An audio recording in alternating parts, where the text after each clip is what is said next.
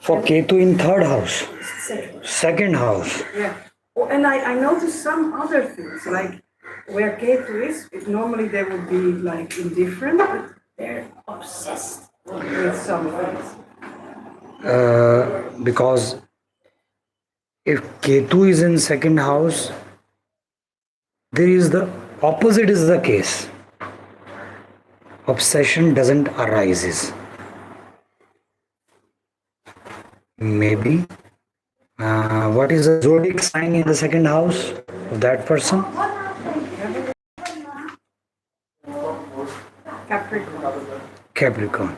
So it means that professionalism, punctuality, accountability, responsibility toward face also plays a role. And he has Saturn there as well, So discipline. Yeah. He is very much accountable regarding his savings, his face, everything. But along with that, if things are not working in his or her favor, they have an habit of let go. Ketu energy. Capricorn means they are very much professional related to their face, everything, the food and everything. They are very disciplined people. Yes. Second house is the house which we values the most in our life. Which we values the most. Because that is the house of our treasure. It's not only the savings.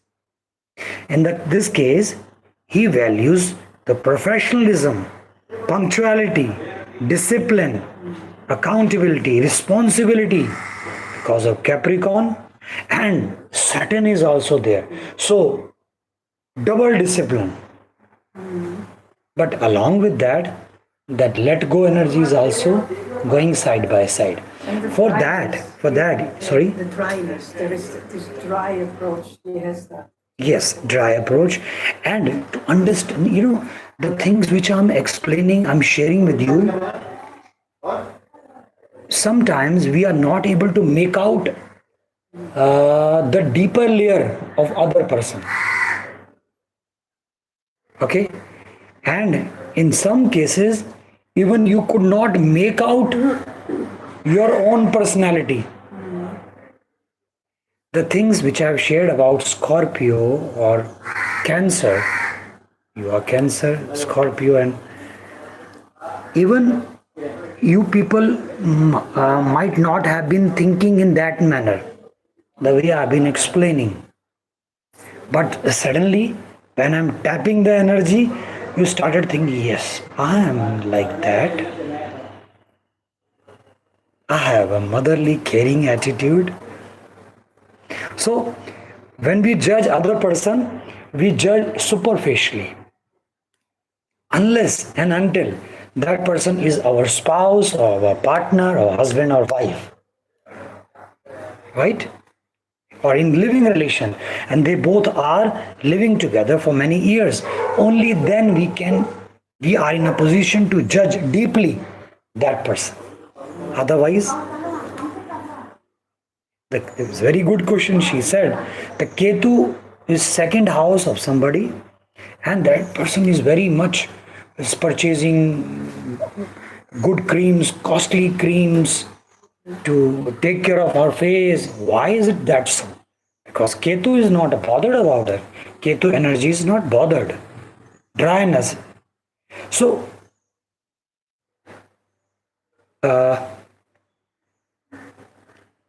maybe they are using the creams because the face are getting dry a lot. Because Ketu creates a dry energy. So that is one of the reasons. These people are drinking a lot of water. Vocal cord get dried. So, say they are putting some moisturizing on any oily cream on their face because the face is getting dried up very easily. That could be the reason. And they are, it seems superficially, outwardly, they are very obsessed about certain things, the certain anointments on the face. But if, for example, if they are not getting it, they are not much bothered about it. But to understand that, we need to go very close to that person. Right? Any question you have in your mind? Not specifically. Do you have any question?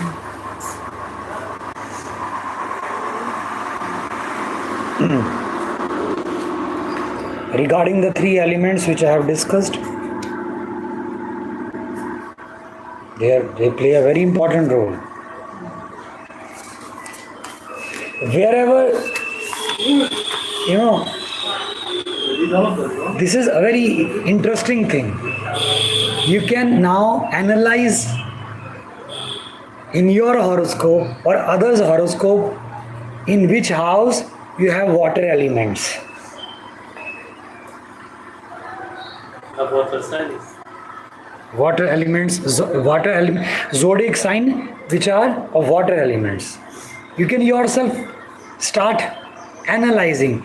Wherever you will find the zodiac signs connected to water elements, you people are flexible related to that houses.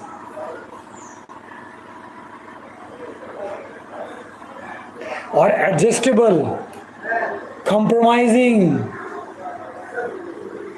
because of water elements.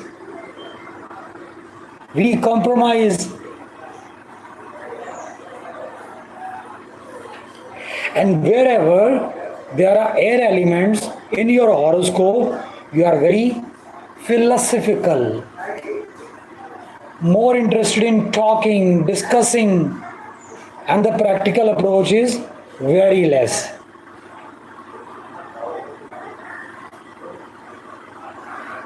Instead of actually happening that thing, connecting to that particular house, you are more into that fantasizing. Right?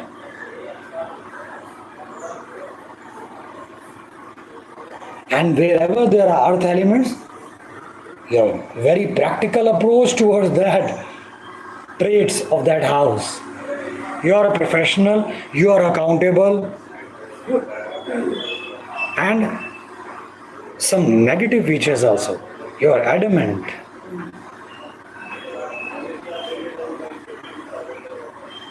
Sometimes you are stubborn.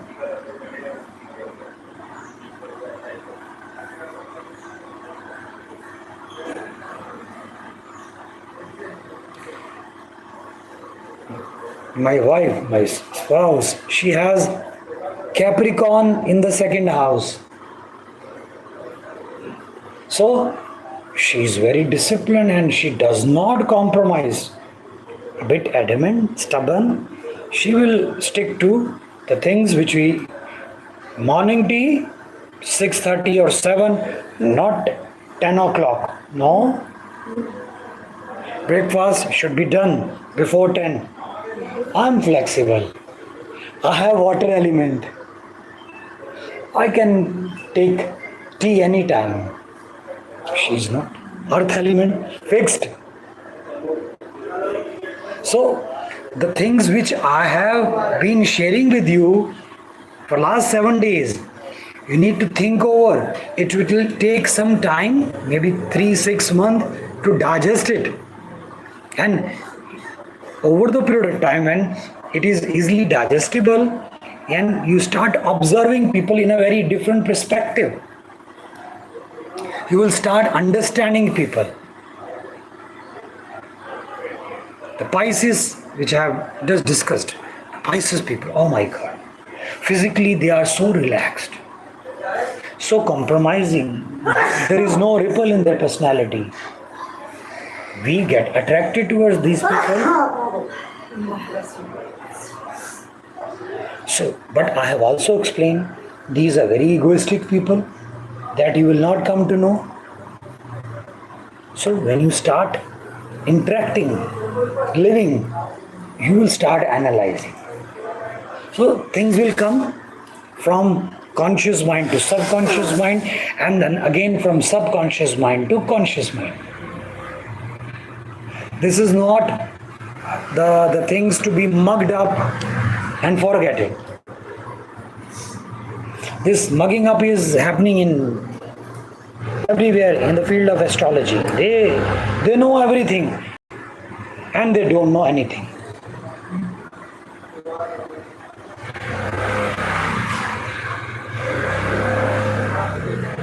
And we are supposed to listen to the energy of that zodiac sign related to that elements. It means Cancer zodiac sign, the Cancer ascendant people, they are supposed to be caring, flexible, lovable, feelings, emotions. If due to some reason they try to be adamant, stubborn, not flexible, they are going against their nature. They will not be at ease because they are behaving like an earth element. Sometimes it happens. We move against our nature.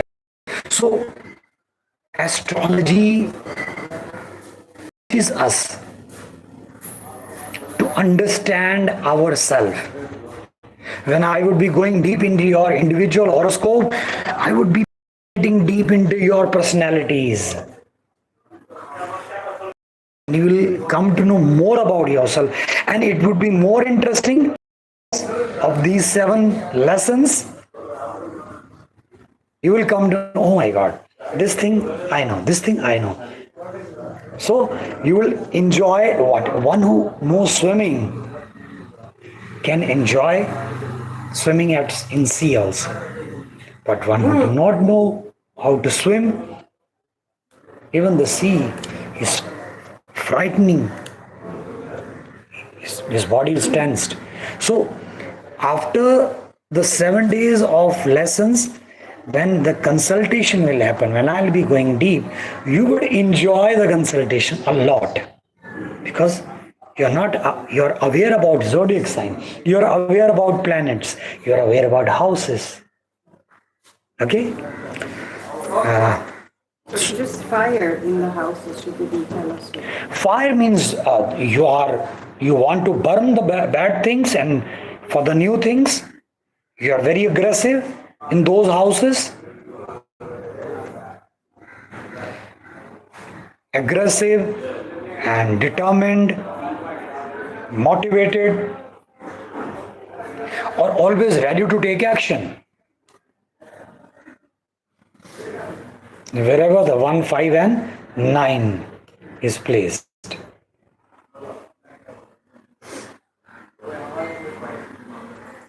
Right? So we will be doing moon in all the 12 houses.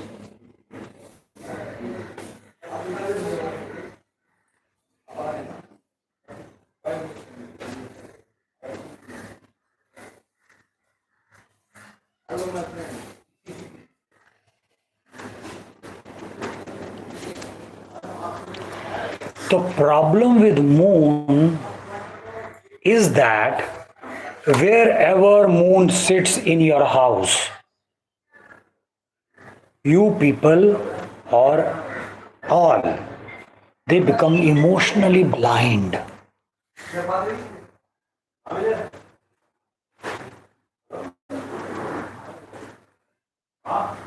You can compare or you can analyze by a situation, the relation between a mother and a newborn baby or 1-year-old baby. How much she is connected with that baby. Even they will sometimes not listen to the logic because emotionally blind, emotionally connected, will not listen to Mercurian energy.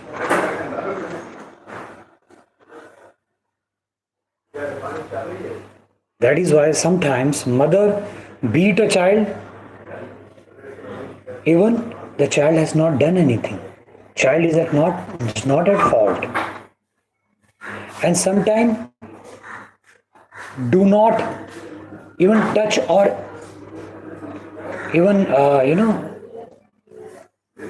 scold.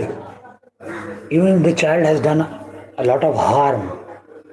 The relation is of moon. It's not. It will not come in the logic of Mercury, right?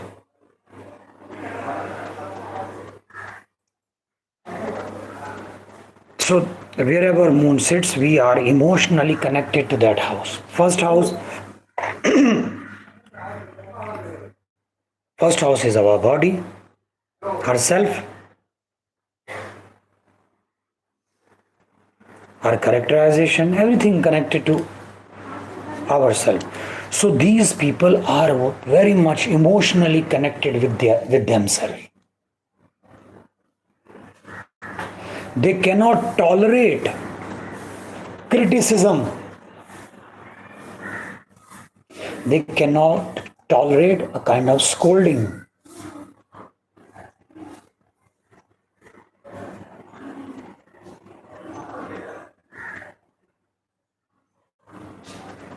There is a possibility of these people being carried away if anything bad happened related to their body or their self. If there's some hurt, they get hurt, they might start crying or telling everybody, oh, I got hurt, I fell down, and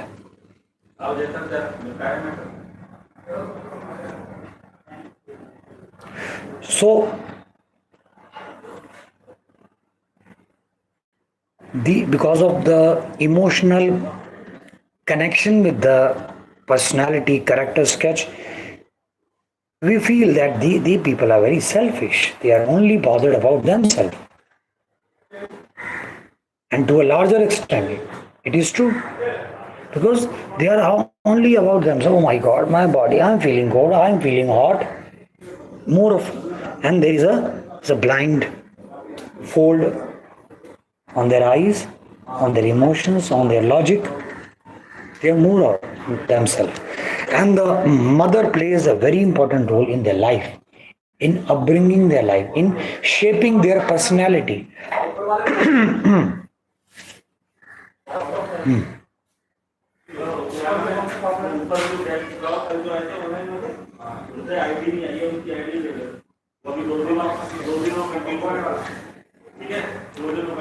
So, in shaping their personality, mother plays a prominent role.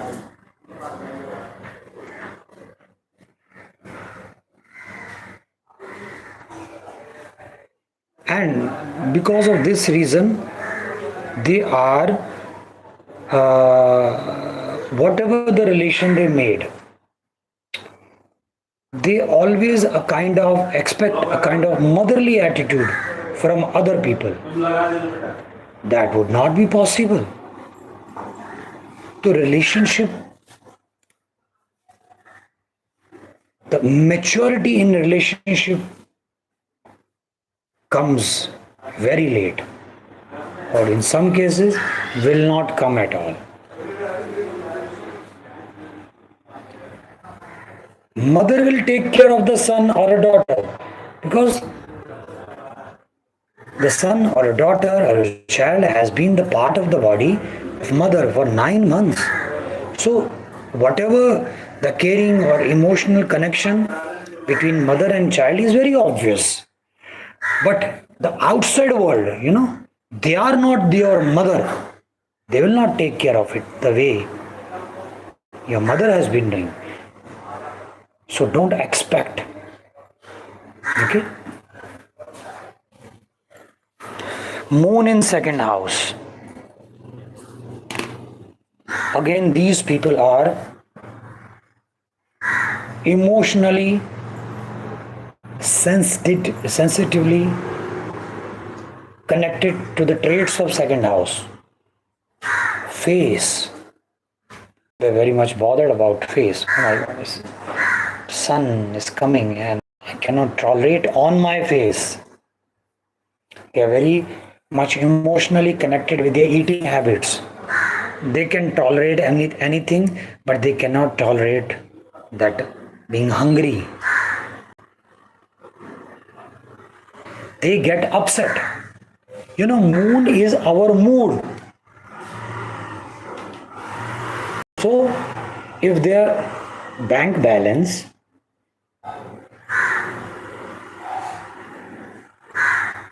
becomes unstable, they becomes upset.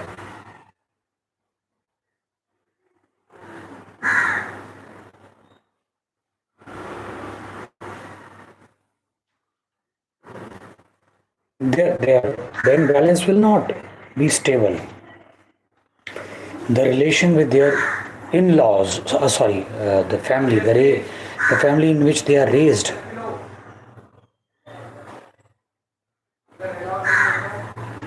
they are very much emotionally connected with their throat, with their voice. They are soft-spoken people because their voice, their vocal cord reflect a kind of feelings, emotions, caring.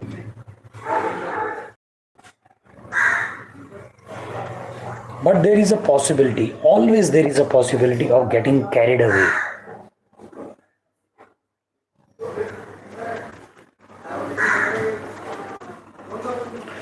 One thing is very clear. If you have observed moon, it is of not same shape every night. Right? Moon changes its shape.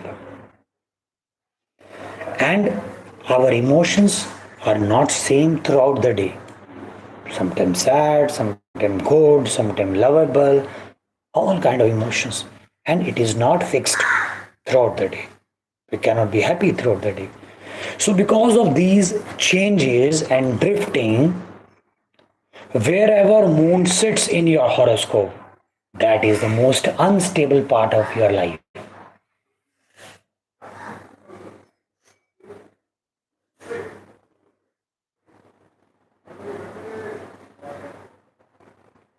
And what we are after, we want to make it stable.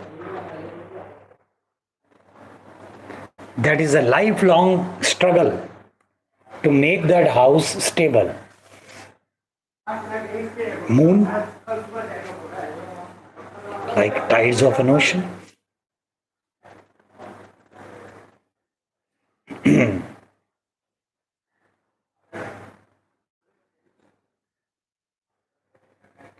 Wherever moon sits, they create an atmosphere of motherly nature, caring nature.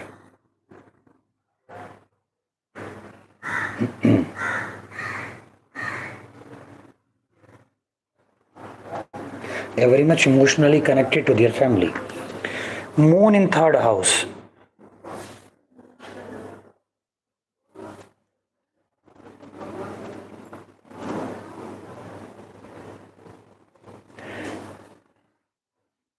When they talk, when they communicate, or any sort of conversation,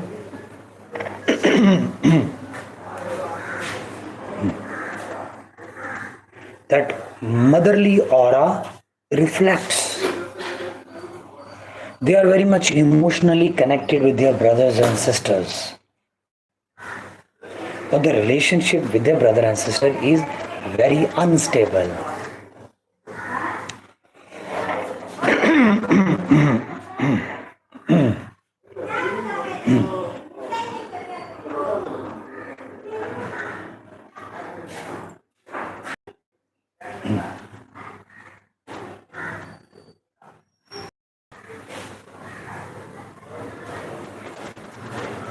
And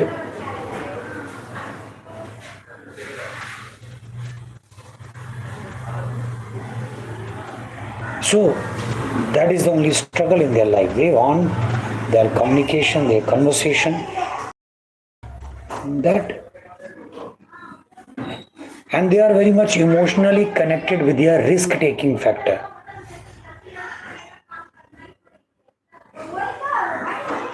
Most of the time they would try to avoid taking risk, but they always, if they dare to, they are always a kind of trembling attitude. Something bad doesn't happen.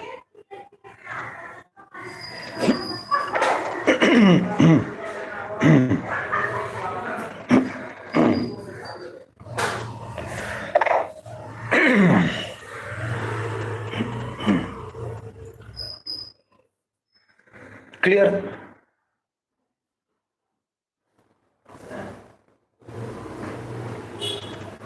Moon in fourth house. Very comfortable. This is his own house.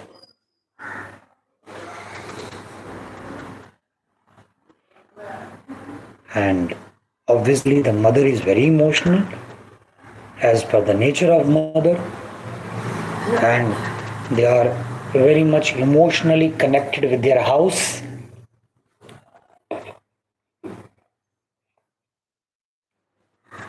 Emotionally connected with their vehicle.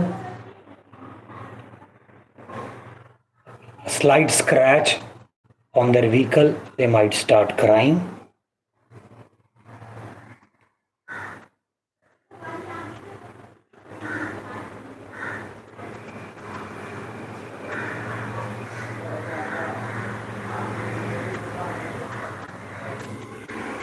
They are very much emotionally connected with their primary education. They keep on recalling and discussing, at that time I have spent the beautiful time and this and that.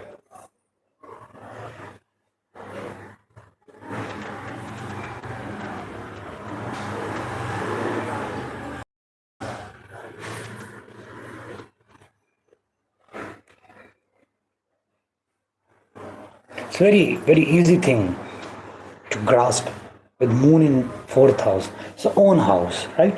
Emotionally connected with their dwelling place, with their mother, with their vehicle, with their primary education. Moon in fifth house.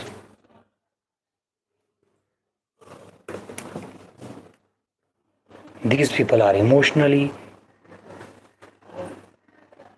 connected with their friends, relations, with their creativity, with their child, or unstable relationship with their friends, with their relations, with their child. So, for example, if anybody is a painter and he or she is in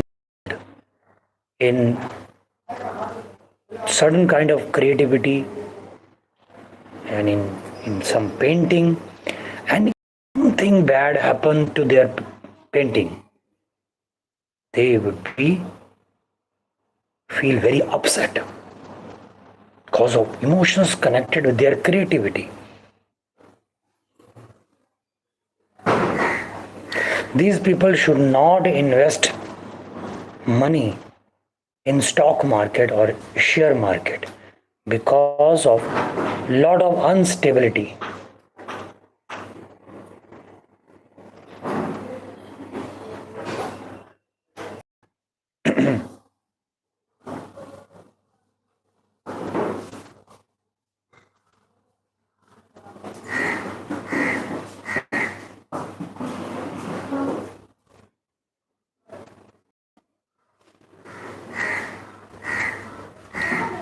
They always get carried away if something happened to their child.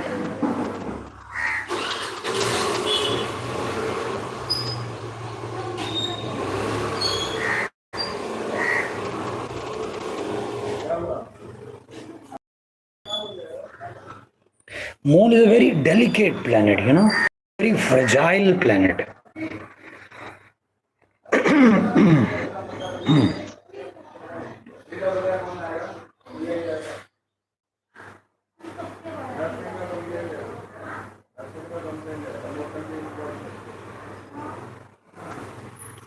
And very illogical planet.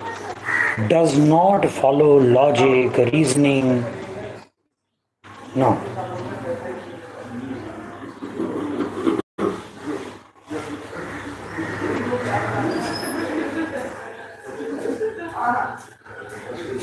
You cannot convince these people. Very difficult to convince, because what we are doing in convincing, we are putting forth logic, reasoning, but they have shut down the doors of logics and reasoning.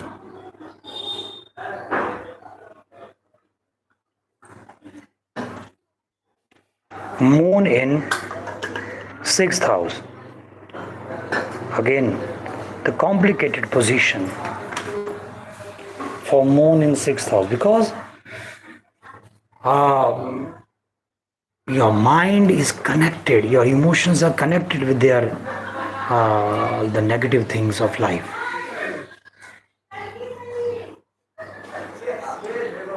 That problems, obstacles, and physical issues, mental issues.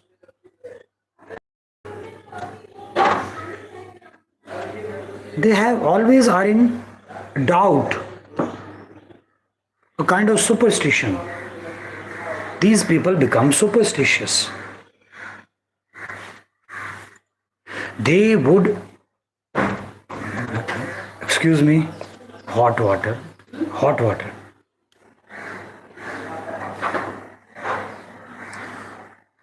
These people become very superstitious, and they might tell a lie. You know why they are telling a lie? They do not open up their mind or their plans to everybody, because they have a doubt and superstition that might their plan would not be successful. They might some obstacle comes on the way.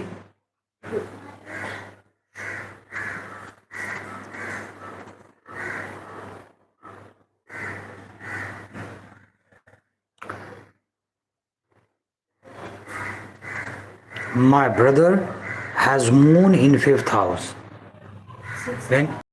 Sixth house. So when we go out for some outing, some restaurant, if he has parked his vehicle somewhere, he will come 2 or 3 times to check if everything is okay or not.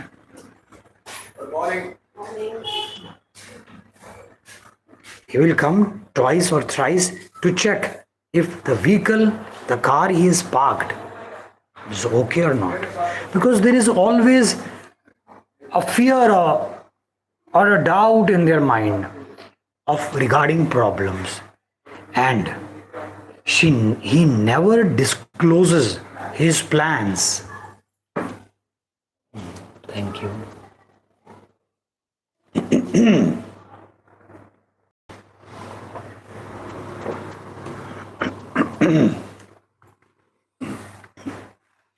Never discloses the plan. He will wait, let everything is finished, if his plan is successful, only then he will share. And this is the habit of most of the people, because they are always frightened of some obstacle. Sixth house is the house of obstacle or some unknown enemy.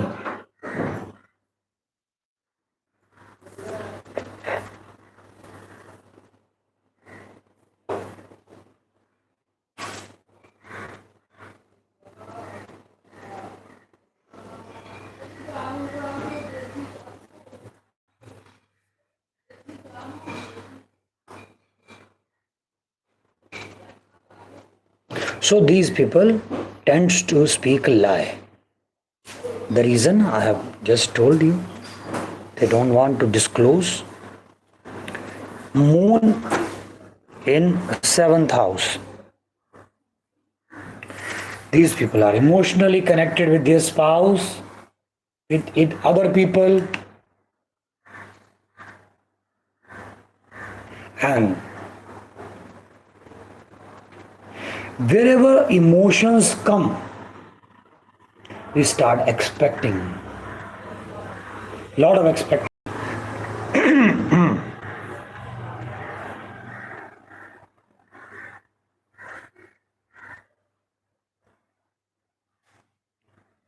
Even there is slight fear wherever moon sits. A kind of insecurity arises in our minds wherever moon sits.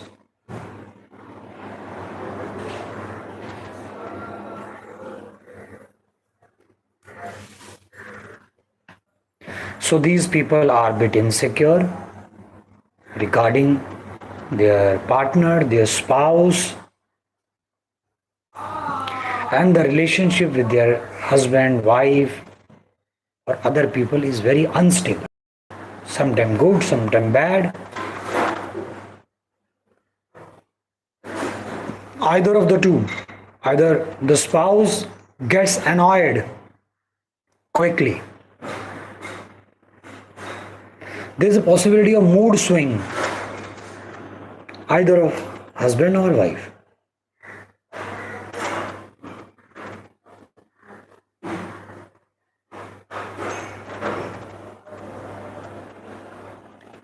And things changes depending upon the position of moon and the zodiac sign in which it is placed, and other planets co-joining moon.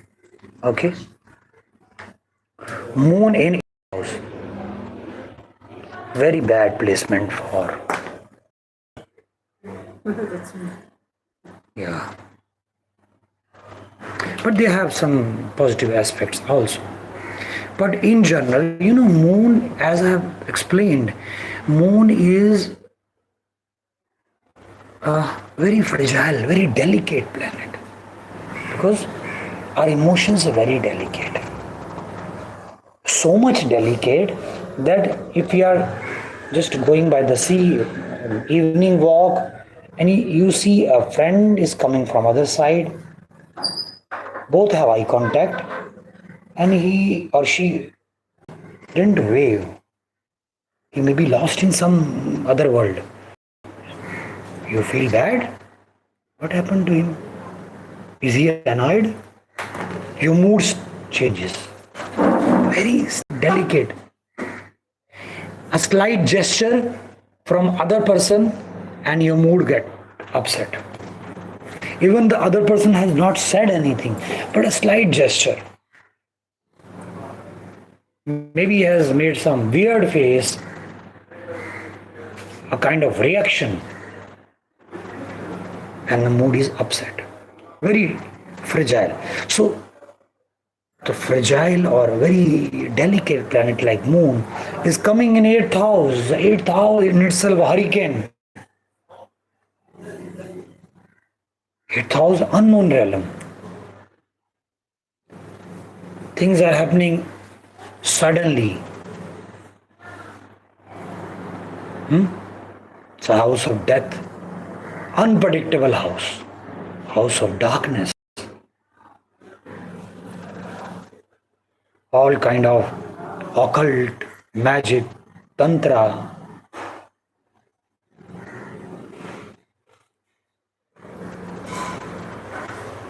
So these people are always frightened or insecure about unknown things which they themselves could not describe.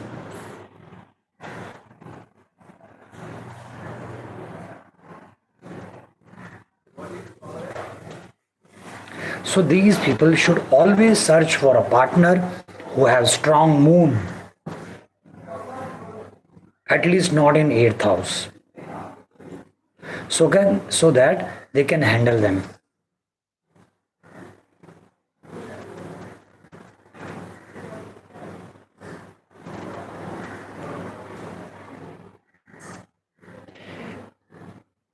Because of insecurity of moon in 8th house, these people they go into everything in very minute detail.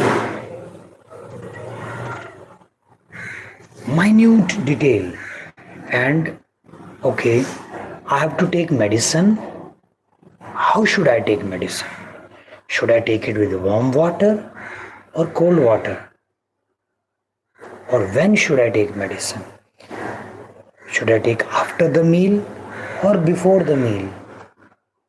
And any precaution? Should I avoid certain items from my food? They go into very deep because they want to make things secure.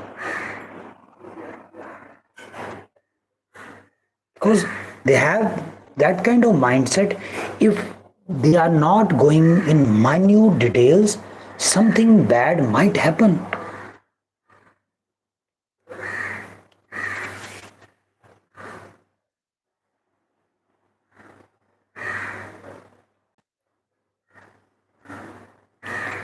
And these people are also researchers, because when they are emotionally connected with the 8th house, it means they are connected with the unknown realm of 8th house. So they want to go deep.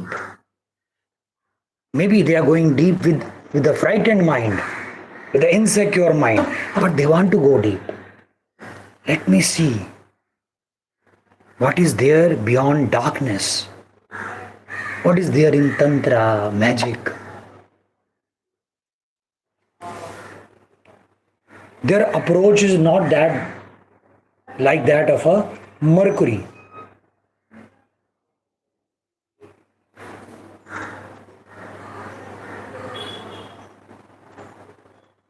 Their approach is more practical.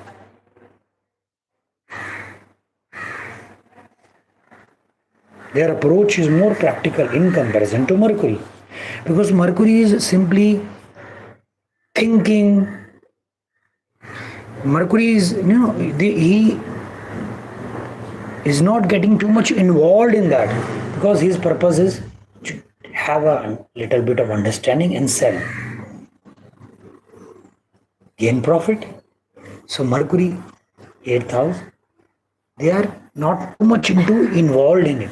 But moon people, they get involved in all kind of tantra and magic and occult. They get involved. And because of that involvement, these are the people who can understand it perfectly.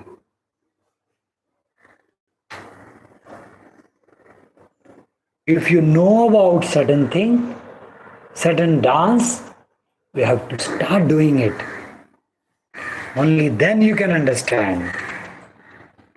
Not by talking or understanding logically.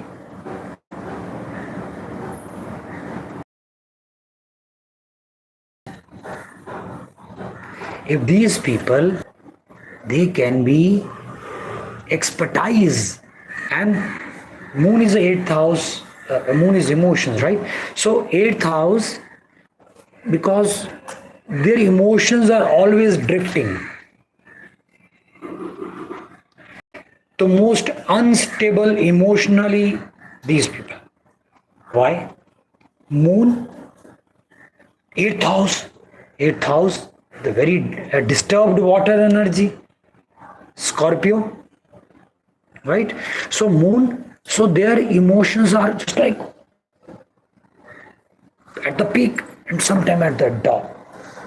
So they are emotionally, and because of this emotional lot of disturbances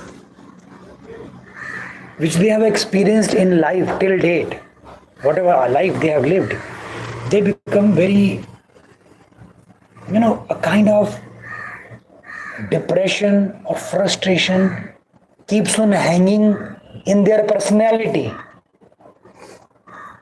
So they try to avoid it. Let's go, don't do these things.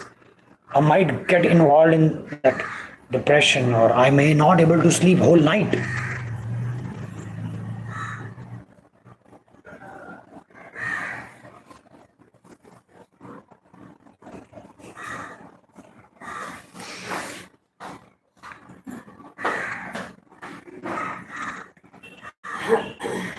Is a very much can be said about moon in 8th house. Moon in 9th house.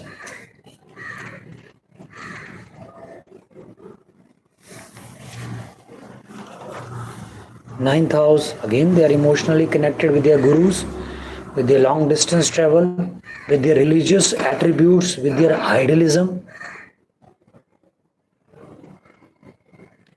When I say emotionally connected, it means the possibility of adjustment in that field is very less. Possibility. Of being compromising or adjusting. They try because of the moon, but there's a possibility of getting carried away. They might suppress. So if Guru says something bad, they will get annoyed with the Guru. They have set up in their mind certain kind of philosophy, ideology, and they are emotionally connected with that.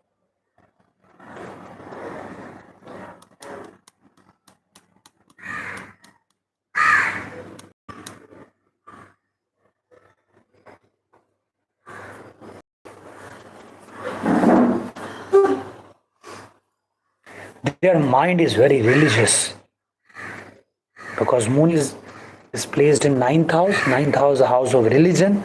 Their mind is very religious.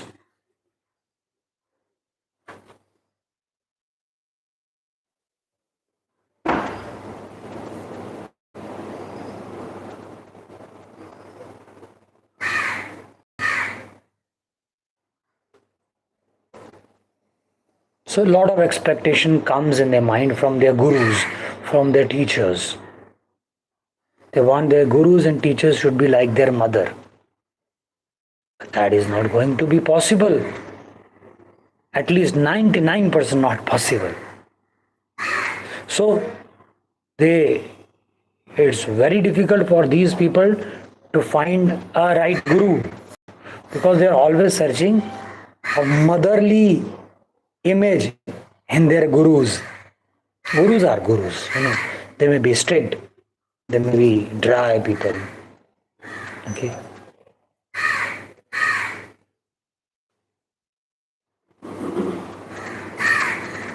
But they easily get involved emotionally with their gurus. Okay? Or there is a possibility that mother could be his or her guru. Yes. They have learned a lot from their mother.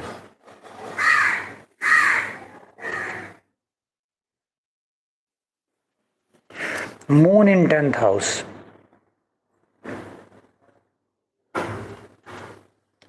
These are emotionally connected with your work, with your work atmosphere. Whatever the task or work we are involved in 10th house, they are connected.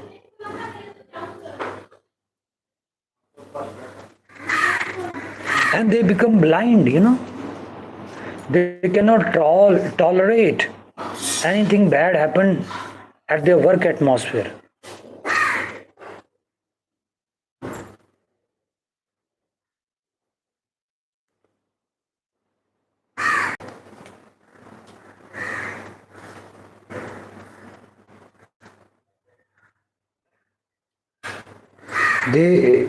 These people, because of too much emotions connected to their work, they might ignore you, giving their work top priority.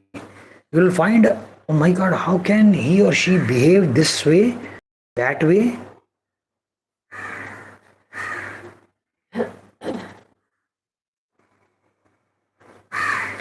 One of my friend has this combination, and his girlfriend was staying with him, but then he was into certain healing therapy, and the batch was going to start, and she started behaving differently. He said, now you go home. Please, I want to concentrate on my work. I would not tolerate all the things which I have been tolerating you before this batch. I want to pay attention. So they are emotionally very connected and they behave in a very different manner. They become blind.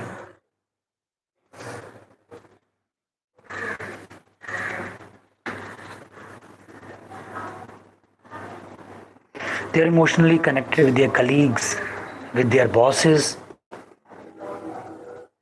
and because of which they might start expecting a lot. They, at workplace, they try to create a womb-like atmosphere. You know, womb, like motherly atmosphere at work.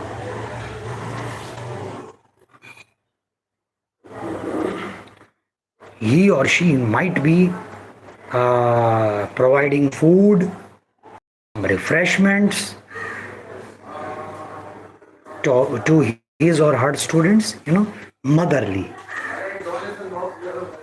He started becoming a mother for the colleagues or started expecting motherly attitude from their bosses or vice versa.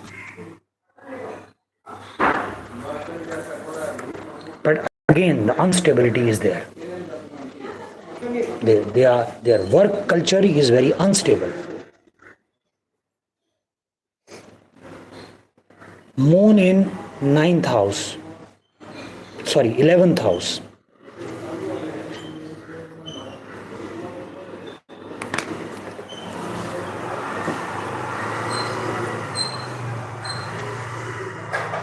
Again, these people are too much emotional in fulfilling their wishes, their desires.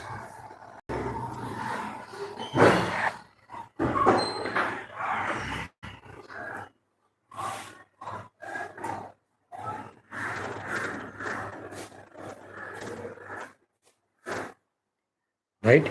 Desires and with their networking circle.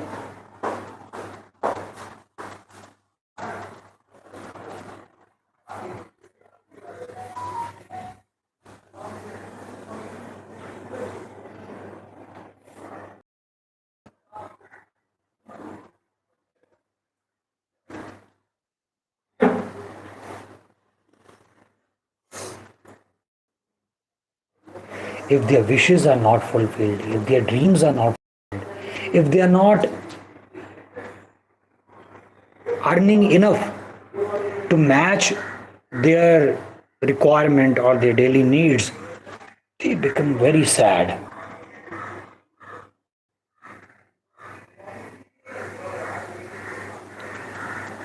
In 10th house, if they have done a lot of hard work and they are supposed to get $1,000 in 11th house, but they get only $800, they are very upset. Why $200 have been cut or deducted? So they get very emotionally sad because of their connection with their earning. In which house? 11th house. 11th house is the house of earning.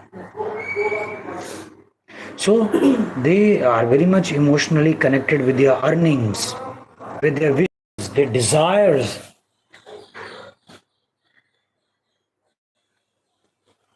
With their goals, with their ambitions. And depending upon the position and the zodiac sign moon is placed in, so the things changes. A different infrastructure would be there. But in general, in whatever the zodiac sign, these people are emotionally involved in the traits of 11th house, the qualities of 11th house. They get emotionally connected with their network. with their clients.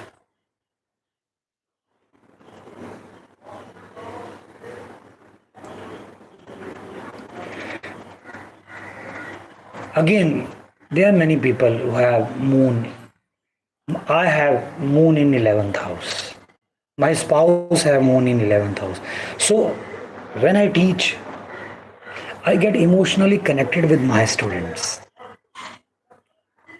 I feel like giving messages or just remembering how are you, just for the sake of connecting. Because emotions are started popping up. We get emotionally connected. So much emotionally connected that if other is depressed, we also feel depressed. If other is in problem, they will also be in problem. I have seen in the case of my spouse, our students are discussing about their personal issues, the personal problem. So, in one of the two cases, she has told me that one student lost the job, so no earning. So she said, "Don't worry, you continue with your classes. And when you start earning, then you can start giving my fees." So emotional connection, right? Because of moon, they adjust, they compromise, they are flexible.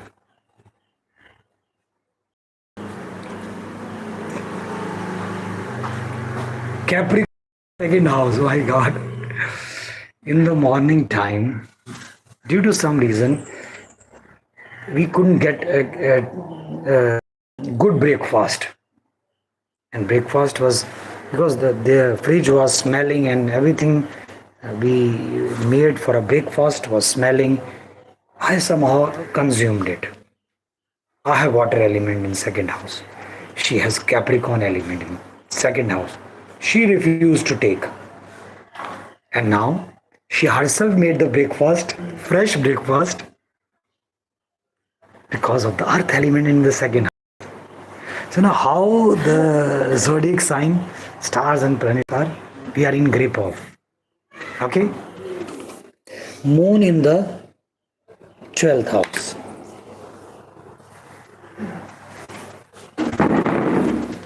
If it is getting hot, can you adjust? Can they come to this place or is it okay? Yes, please. I have my pillar. Okay. So moon in the 12th house, these people, 12th house, a house of seclusion, no man's land or celebration. And these people are very, in their dreams, they are connected with their, always emotionally, they are connected with someday I will go to certain place and live in seclusion. They are daydreamers.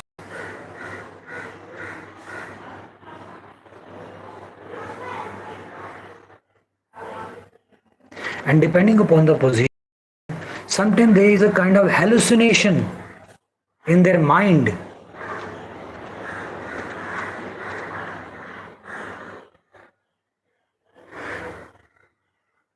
Twelfth house, a house of relaxation. So these people do not want to be disturbed by others when they are in relaxed mood. I've seen many people, they switch off their phone when they are resting, even afternoon, because they don't want to get worried. They don't want to receive calls, or even the ringing of call might disturb their relaxation. So they switch off. Okay, they're emotionally connected with their donations, with their expenditure. They have that compassionate feeling when they're donating. Does it mean they also expect something? Yes, while they do yes, it? yes. They also start expecting that the money which I'm donating should be for good cause, and this fellow should properly use it. They should not waste my hard earned money.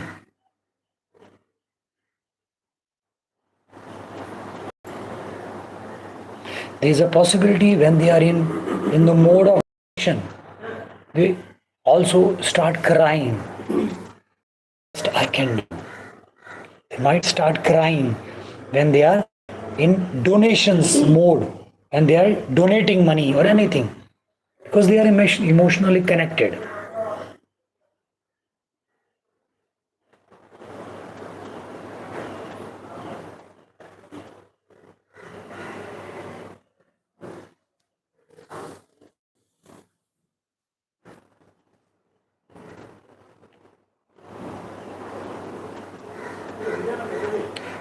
If there is a planning, for example, if everybody has made a plan of a party in the night and all the guests are being invited, due to some reason the party get cancelled. These people are emotionally connected, they will be, oh my god, very upset. They will not eat their food. Emotions is illogical, does not listen to the logic, reasoning. So that is why wherever moon sits, we become we have that blindfold on our eyes, on our logic. So can these people get carried away to addictions easily, or? Depending upon the position of moon, they might get involved in addiction. There is a possibility. Depending upon the position of moon and Jupiter, the knowledge and Mercury.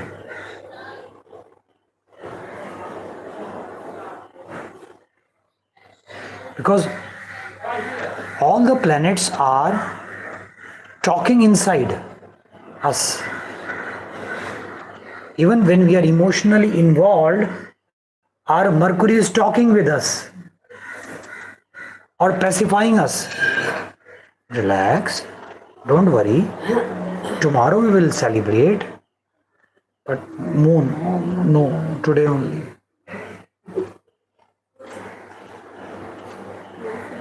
So we have a kind of inner conversation going on.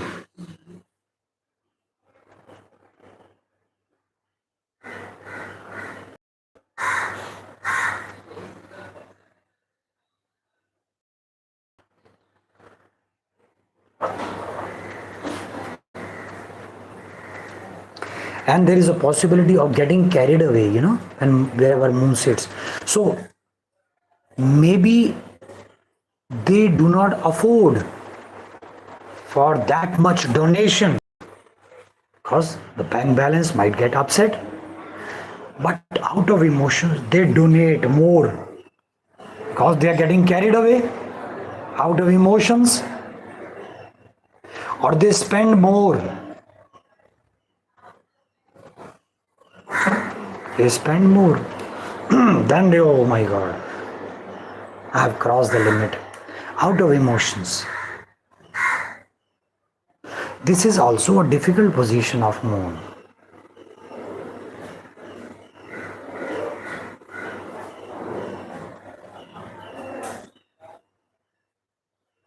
Clear? You have any doubt? So that means that Mercury is like the remedy for the moon? Mercury, even Mercury here. No, this is how. In general, not in this. Yes, house, in general. Mercury, yes, in our personality, there should be the balance of Mercury and Moon. Too much Mercury, life would be full of dry and logics and reasoning. We always think and do, analyze and do.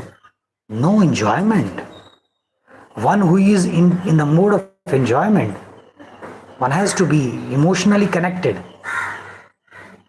So there should be a balance of Moon and Mercury in our horoscope. Only then life would happily lived. Sometimes we have to listen to Mercury and sometimes we have to listen to Moon also. Right? If Mercury is getting carried away, if the Mercury is making you carried away, so you have to listen to your emotions also.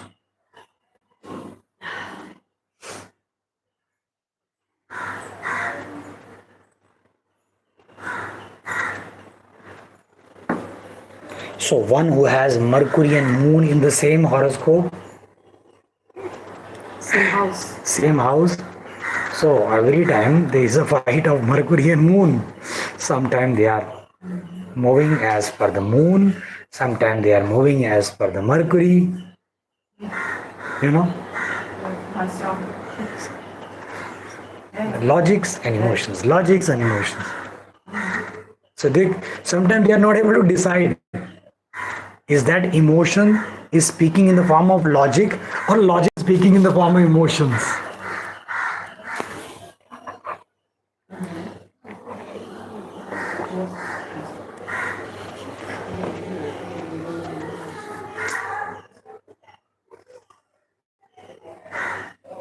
Okay, any doubt?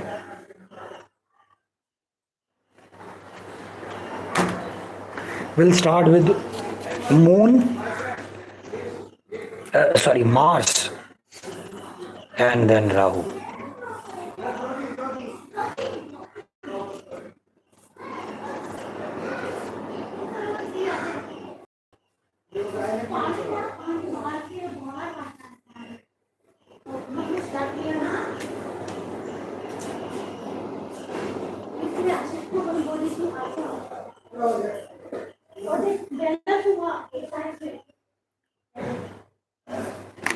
Mars is a violent violent planet.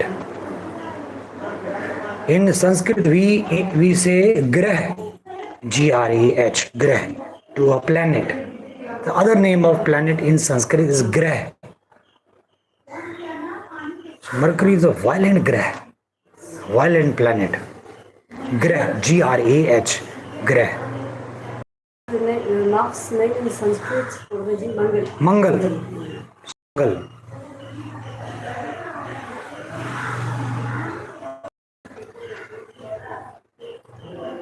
Always that adamant attitude or violent approach towards all the things in the mode of detention or resolutions. Mars is always in the mode of resolutions, taking resolution, taking oath. Always challenging, in the mode of challenging, always in the mode of fighting.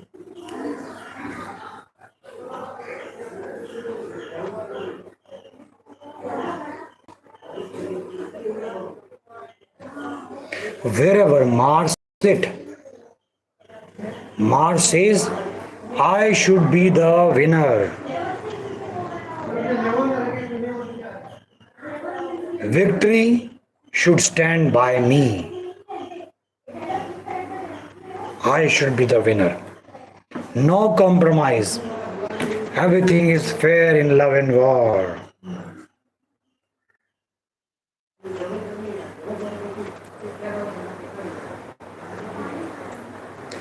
Mars in first house, these people are very aggressive,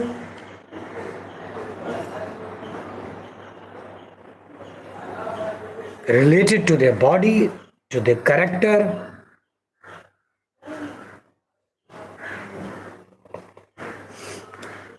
Always keep on giving challenges to themselves.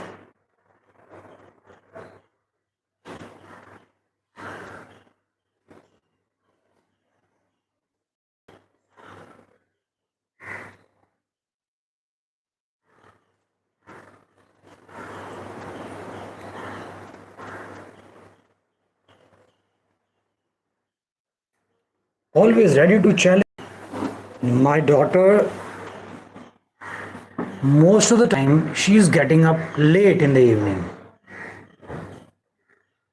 But sometime she is getting up 4 because she has taken resolution that by before sunrise I touch certain peak in the Pune city because there is a shoot going on. I have to attend that shoot. The person who is getting up around 12 o'clock in the afternoon sometime is getting up 4 and just climbing that place. Mars in first house.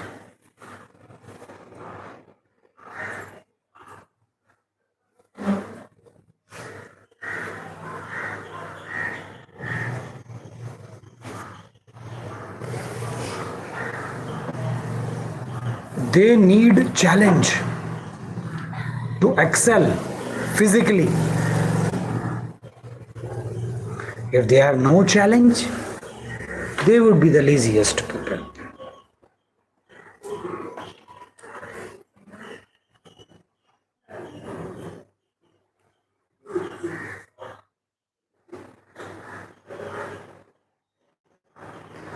All kind of physical challenge. These people could be in army, in defense. They could be a wrestler or a fighter or athlete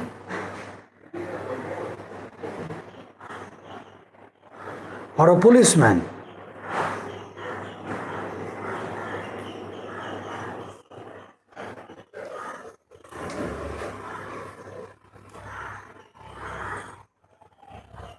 They are always fighting, but in this case they are fighting with themselves.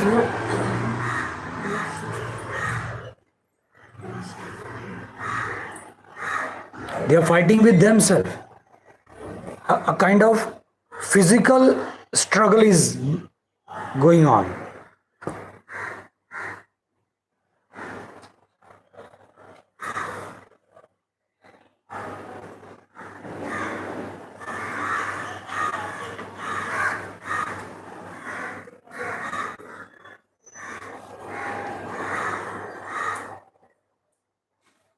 So because of this reason, when they project themselves,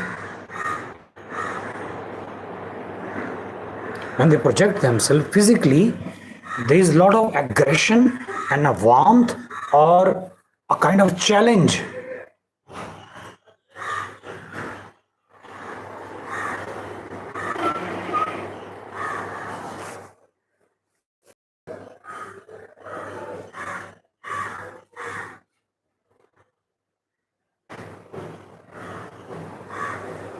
They get attracted toward animal energy very quickly. Animal energy. Animals in general, you can say.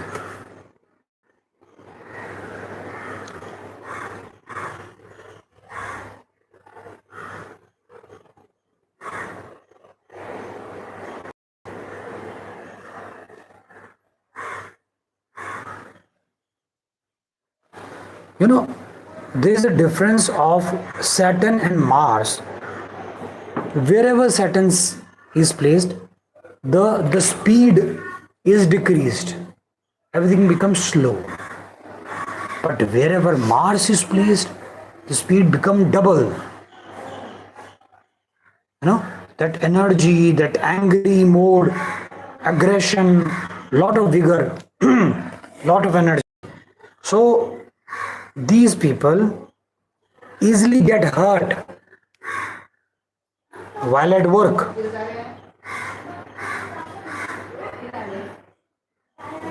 Very easily. The possibility of getting hurt. Because they are always doing things fast. And body is involved. Recently only she sent a picture making food. She cut her finger. Very fast. So there is a possibility they are crossing this street. Maybe with the partitions or some tree or anything, they might get banged because of fast. Mars people, they are very fast. A lot of aggression is there.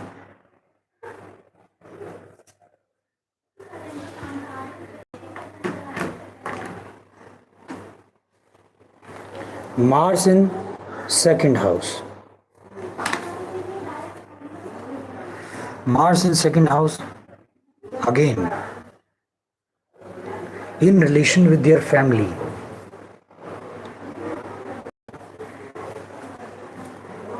They say that I am the boss. Listen, buddy. Don't try to overpower me. I am the boss. So that kind of struggle happens in their family.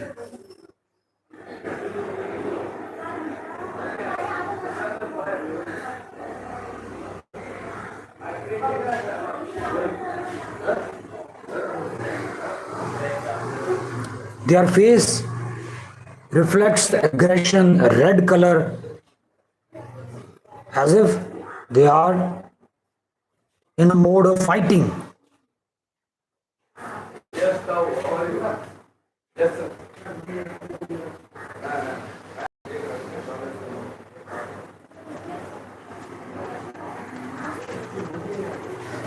Approach towards food,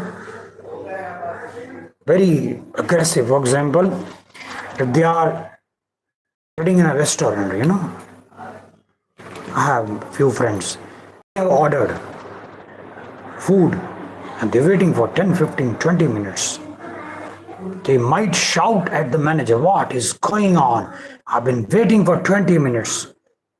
Do it fast.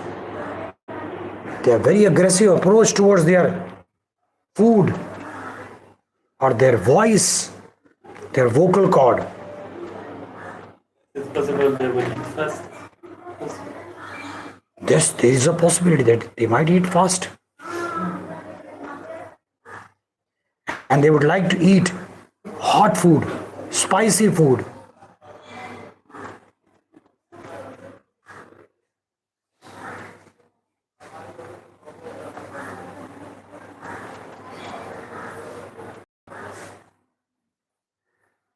So, in their family,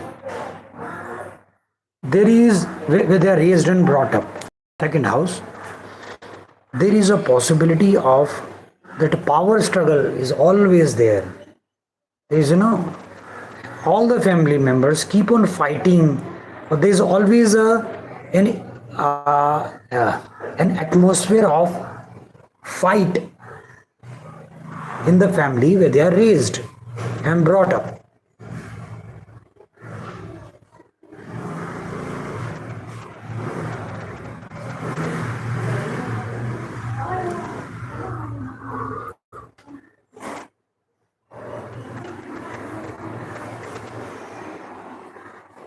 Clear? All the things which have, Their savings, their treasure. yes, they are very violent approach towards the saving. For example, due to some reason they have overspent, then they would starve to manage their saving.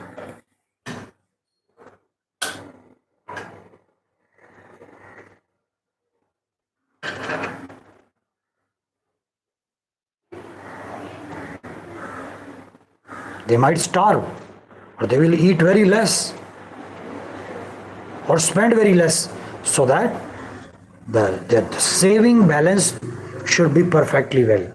Very violent approach.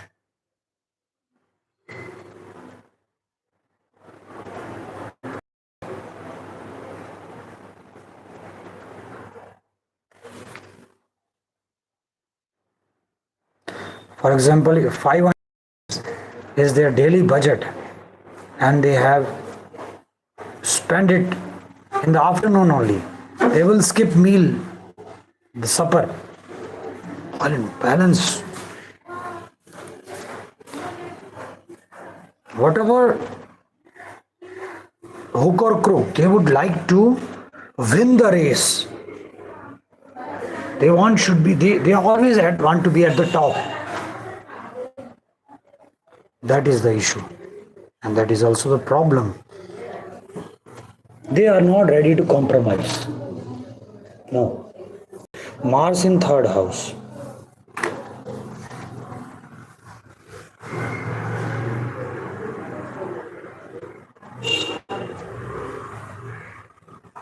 When they are in communication, it seems as if they are fighting. They want to be at the top, even in communication, in conversation.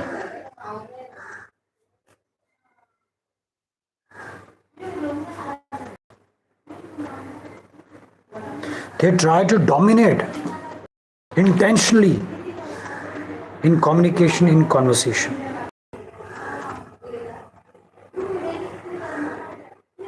Mars is our brother in relationship and our male friends. Mars. Our brothers and male friends. That is Mars. So, how well you are with your brothers and male friends describe the position of Mars in your horoscope. Right? So, again, they have a power struggle with their brother and sister. Third house.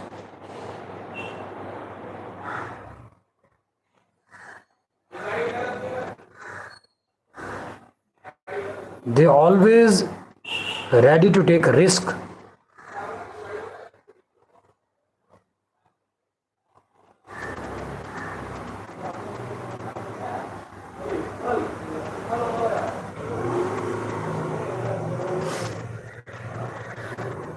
In fair, there are certain difficult rides, very difficult rides in a fair sometimes. A daughter has the influence of Mars in third house.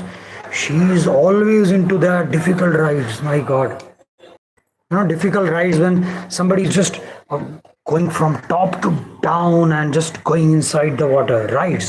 Rides inside water, or just that going seesaw or something like round and round, which we see during fairs. Always ready to go for that. So these people are very daring people. They might get involved in hot arguments with anybody easily, and they want to dominate.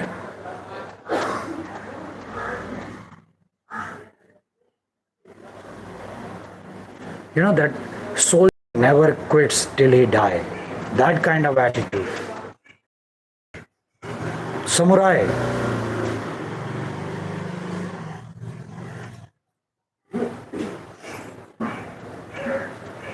There were two samurai brought in front of Emperor Akbar. Heard about Emperor Akbar? Very famous in India, Muslim emperor. Two samurai brought in front of Akbar. Akbar said, "How can you prove that you people are very daring?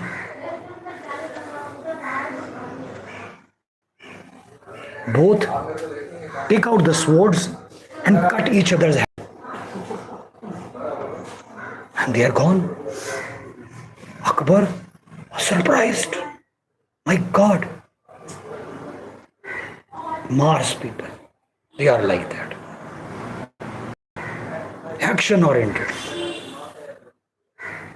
This is the best way to prove that we are the most daring people.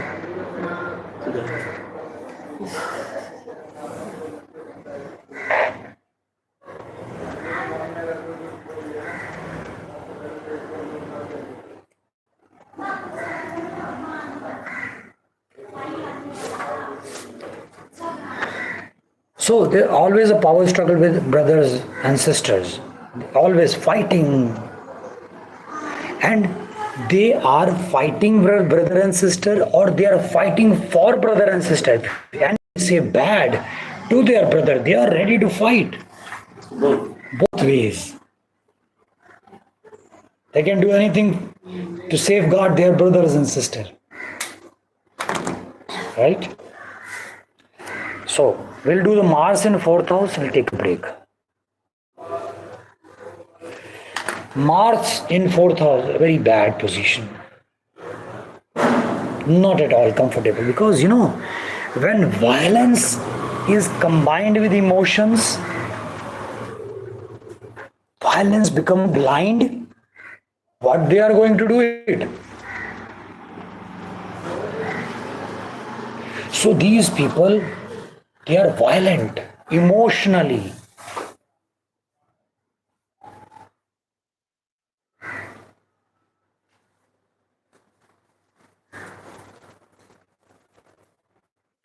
So because of this, there is a lot of mood swing, a short circuit. Suddenly they can get into that angry mood. Everything was going well. Suddenly a kind of emotion disturbed them and they become violent. And they started shouting.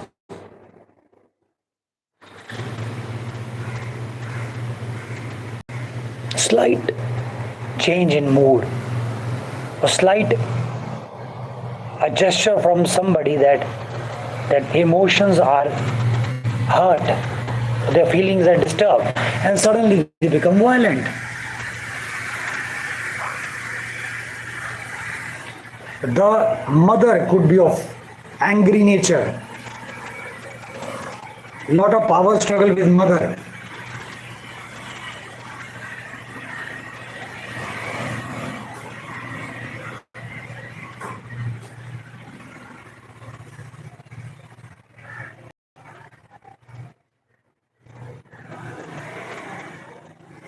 Okay, and the dwelling place, the house in which you are staying. For example, there are 4 or 5 members staying in that same house.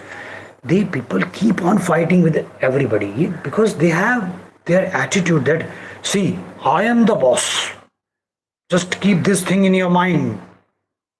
Don't try to overshadow me or overpower me. I would not listen to you. You are supposed to obey me, obey my rules and regulations, because I am the boss here. So mother is overpowering them, or they are powering other mothers or their family members.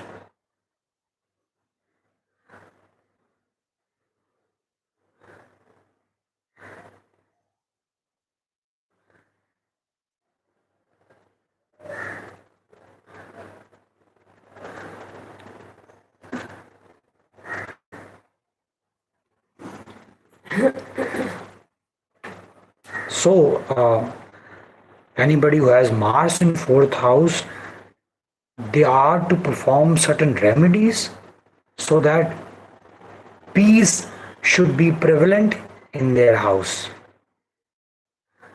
So, remedies could be chant of mantra Om, and they should not overcook food, the deep frying of food inside their house. Why? Because they create a lot of heat atmosphere and the Mars energy gets triggered. So I always suggest avoid the deep frying, the oil deep frying, or a lot of that smoke should not gather your house.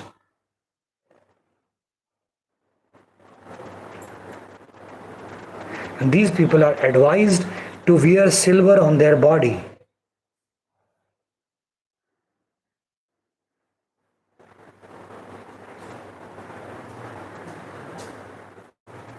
Silver.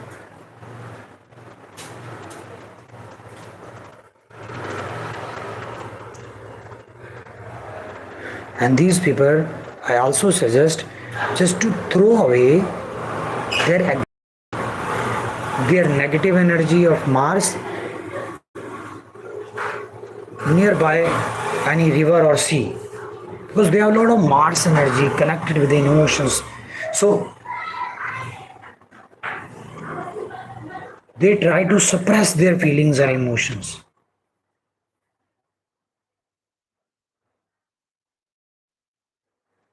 Suppression will not work. So they need to go by in the morning time nearby sea or river and just freak out, shout and scream and all kind of bad words and throwing stone in the river or sea. Just throw away all the negative Mars energy and then and there sit down and meditate for 15-20 minutes. This is one of the best remedy, because when moon energy is connected with Mars, then very difficult to control. Logic doesn't work.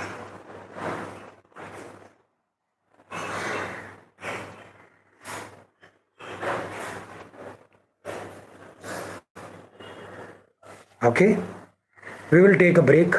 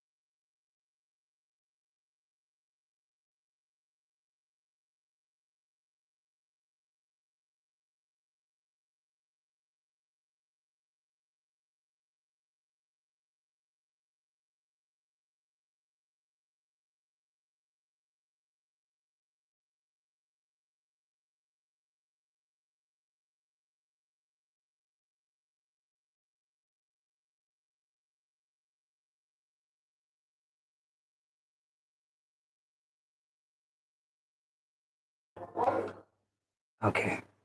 I was just checking. My mom has the moon in the ninth house, but I couldn't relate at all. That Maybe it's couldn't. too weak. I couldn't relate like the moon in ninth house. My mom couldn't Uh-huh. relate. So maybe it's too weak position. Or I don't know what planet is there. Is it sitting alone? Yeah.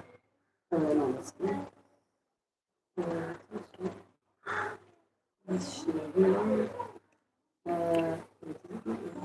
No, wait.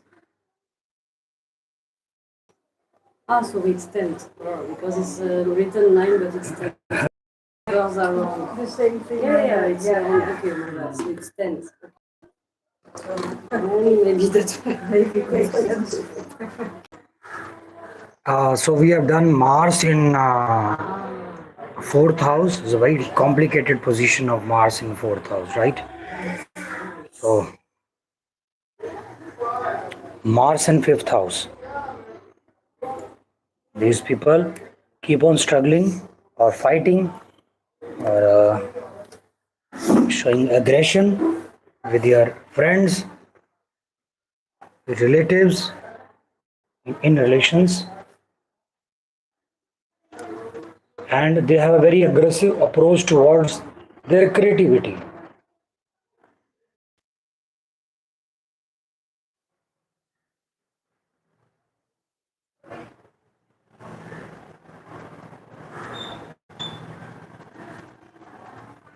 I was watching one Bollywood movie. Suddenly, the Mars in fifth house reminds me of that incident. A villain of that movie, he was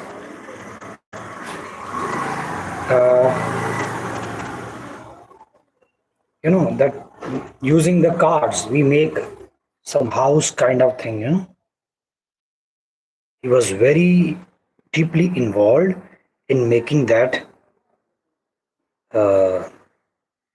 shape, that house with the cards, and almost the last card he was to place, the big house he has made, and suddenly his assistant came with a shout, "Police has come, we have to run away." He didn't listen that. He said, "For last 1 hour I was involved in this creativity. We'll talk about that thing later. First, you come here and sit in front of me in my place. Do it again, or I will kill you. I will kill you." So they are very aggressively involved in their creativity. They might get involved in physical fight.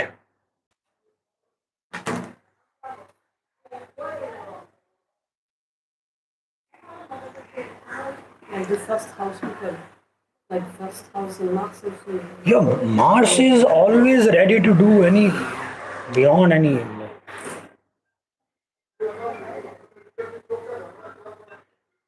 So here in fifth house is about relationship or creativity. Mars, the best position of Mars is first house only. Mars is very comfortable, because the lordship of that land is Mars. So he does not involve much in the physical aggression or fight with other people outside the world, no? Because he himself is involved in all sort of aggression, all kind of challenges and determination. He himself is involved. So he is very comfortable.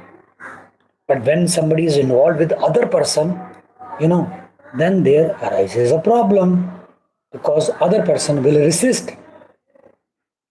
He can say no, but our body will not say no. We keep on putting challenges, resolution, determination. So in fifth house, they might get involved in physical fight with their friends.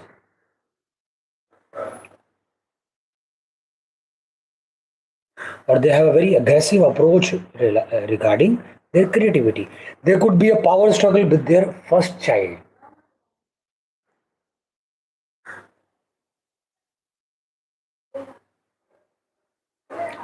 Or the first child could be of very aggressive state of mind.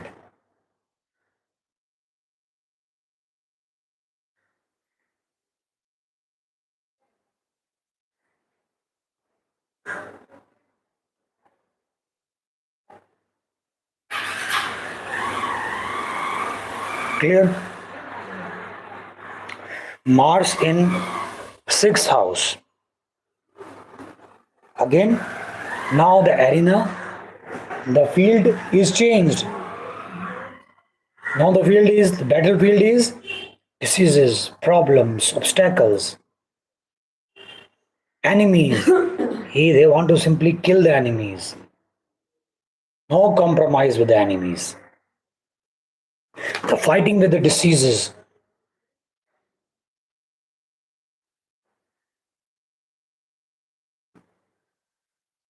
They fight with the problems. And the only motive is victory. They want to win the race.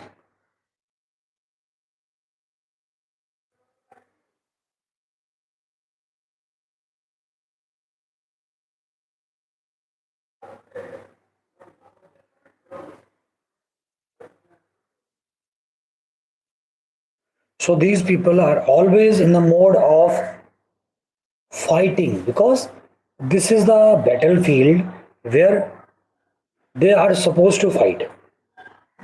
Fight with the diseases, fight with the problems, obstacles, mental tension.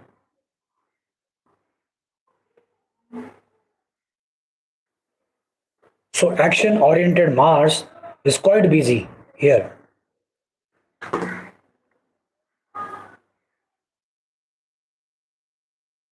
If anybody has indigestion problem, I will just uproot this problem.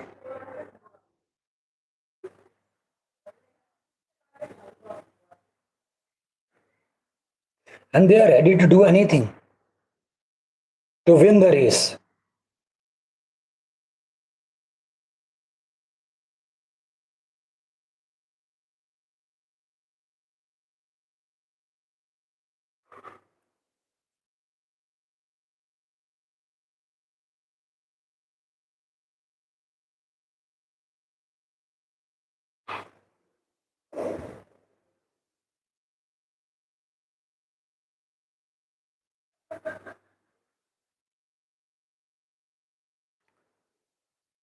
Doctors could be seen in this placement. Doctors, they are fighting with the physical problem, diseases. Any kind of doctor could be seen with this placement. Mars in sixth house. Yeah.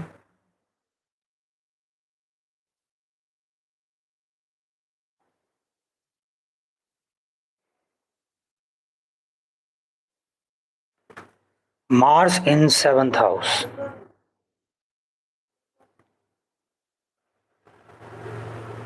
Sixth house, all the energy of Mars is being utilized as per his nature. His nature is to fight. Here, many things are available to fight. So here Mars become very determined. Sixth house, Mars become very determined. The sword in the hand of Mars in this house become very sharp.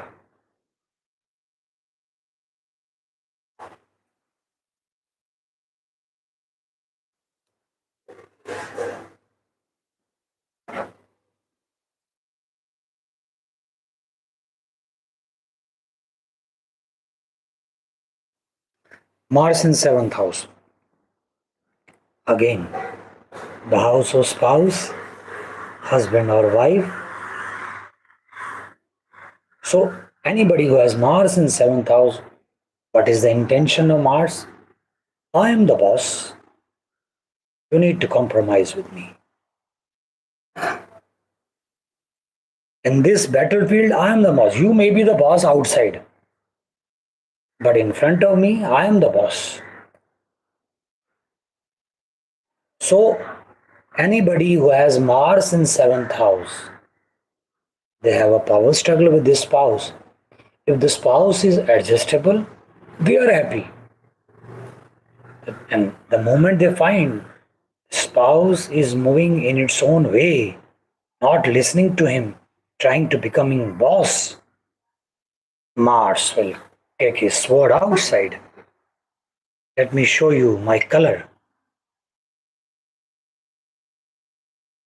Whenever these people come in interaction with the outside world, the same thought process or the same attitude they want to show. They want to win the battle.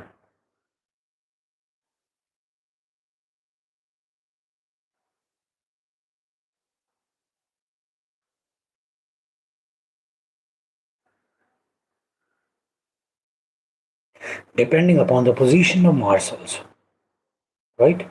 Things alter, changes.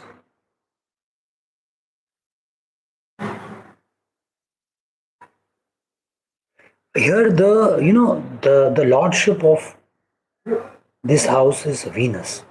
So Venus becomes very aggressive. It means their relationship are very aggressive mode.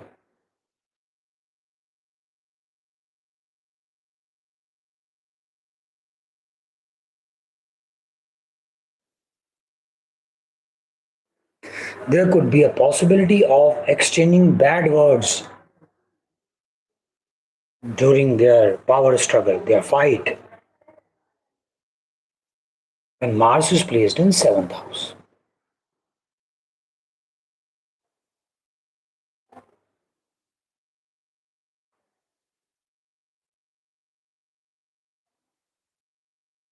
They always try to dominate themselves on other people.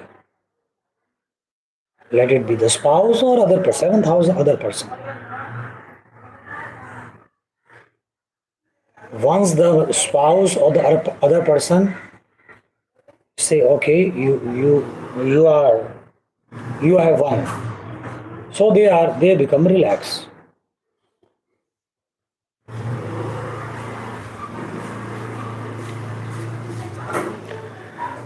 Mars in 8th house. I have already told that wherever Mars is placed, Mars want to win it. That he should remain the boss. No other boss. I am the boss.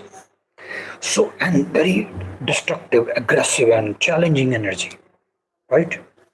Determined energy. So, determination could be positive, negative, both ways. So 8th house is a house of occult, tantra, magic, unknown realm. So they try to capture this 8th house.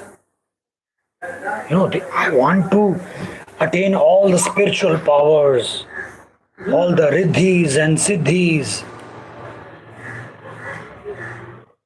Last year I was in Rishikesh. Tapovan side. I was in a room and one of the friend, my spouse, came to meet us, and there was another friend accompanied him.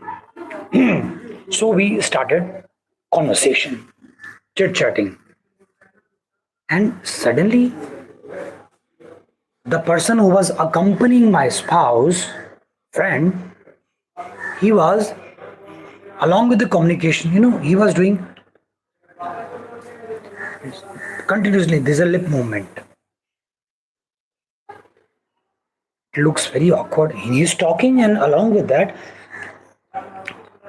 speaking with somebody, but it's not visible what he's speaking. He's talking and keep on murmuring his mouth. And the friend of his, stop doing. We had some discussion. Then they come to know that I'm an astrologer. No, astrologer. See our horoscope. That is the first thing they want to show. So I have seen his horoscope. Mars in 8th house. He is tying that Rudraksh malas on both his hands, on his neck, and when he disclosed what he was doing, he was chanting mantra continuously whole day. Very aggressive approach towards 8th house. These people can go mad. You know, we cannot capture, we cannot win in this house. No. But there are few people, they are capable of attaining siddhis, spiritual powers. But there would be no satisfaction, because there are many spiritual powers. Being spiritual is totally different. But on the way of being enlightenment, one achieve many spiritual powers. So that is why it is advisable to take the guidance of gurus. Don't get involved in these spiritual powers. Your path would be hindered. You have to go ahead. Touch the pinnacle, the height, that Ketu energy. So don't go get involved in that spiritual path. So Guru guides you so that you will not be successful. But these people, they want to. There's one incident. The Ramakrishna Paramahans, the Guru of Swami Vivekananda. You must have heard about Vivekananda. But the Guru of Swami Vivekananda was Ramakrishna Paramahans. He was the enlightened person. Vivekananda was not the enlightened person. He was sadhu and celibate. He was on the way.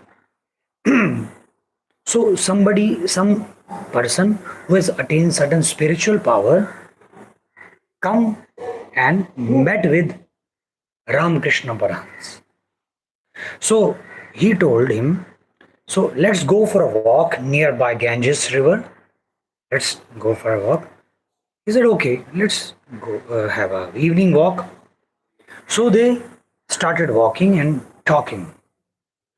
The person who has attained the spiritual power, what he started doing? He started walking on Ganges. He walk on river Ganges and go to that corner. And then he come back.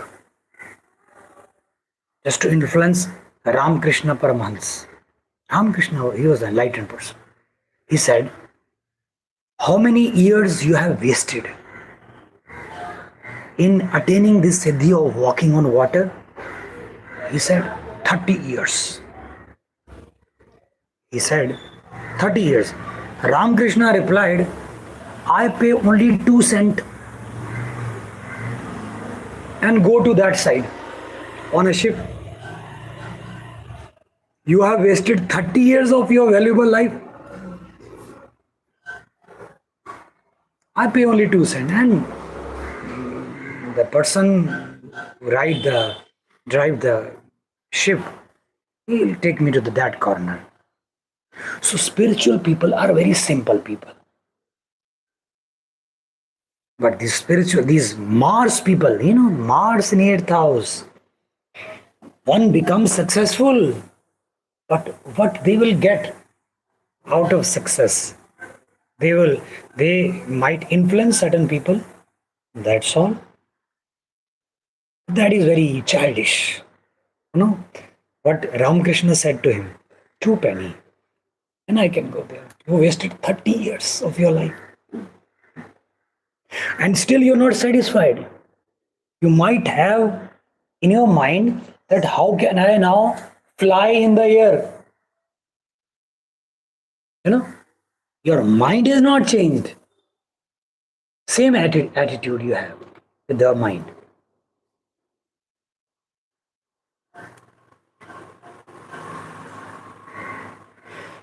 and all kind of physical intimacies. They have very aggressive approach. It's not in a very negative sense, but they have a kind of wild energy. They have a kind of wild energy, a vigor.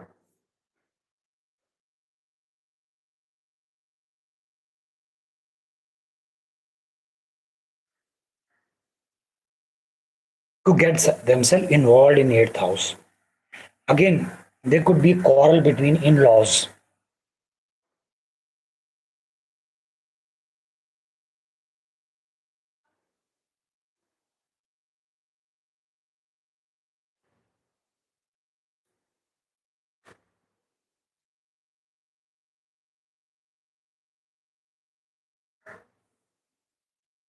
So here Mars is the position of Mars is quite uh, difficult because wherever Mars wants to win the race. So here Mars, even if he succeeds, he loses. Why? Like, I don't get why there is nothing good to take out of this placement. If you are able to control the energy of Mars out of maturity, then Mars is ready to give you a positive determination. For example, 8th house, the house of astrology. Okay, one who has this placement, he wants to empower the knowledge of astrology. He wants to thorough with this. He wants to have a thorough knowledge of tantra, magic, occult, all of these things. But if his approach is very negative, then he will not get peace out of it. The outcome is not peaceful. He might win the race. Knowledge should give you peace. Only then knowledge is authentic. If knowledge is boosting your ego, fulfilling your ego, then knowledge is destructive. Here the Mars, the intention of Mars is to win, hook or crook,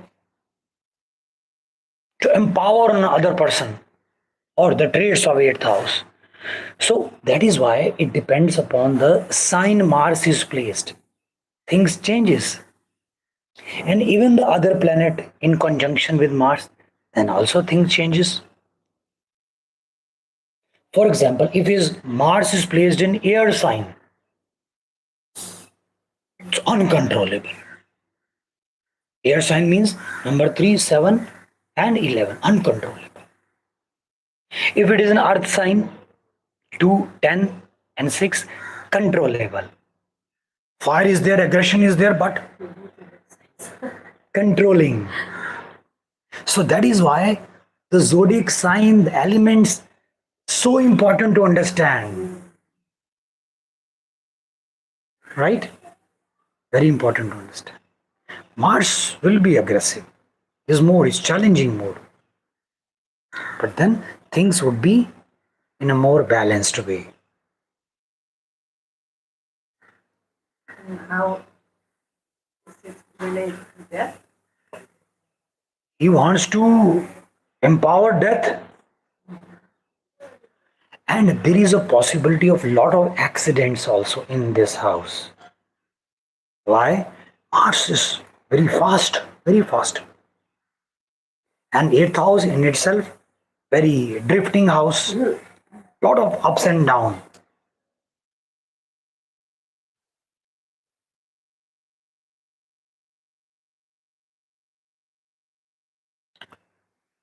So these people, they might be want to empower death in the sense he they might be involved in the Siddhis, deep meditation.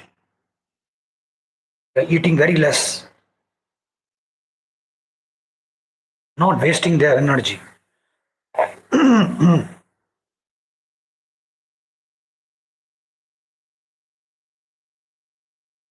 Very aggressive approach towards the savings or the treasure of this spouse.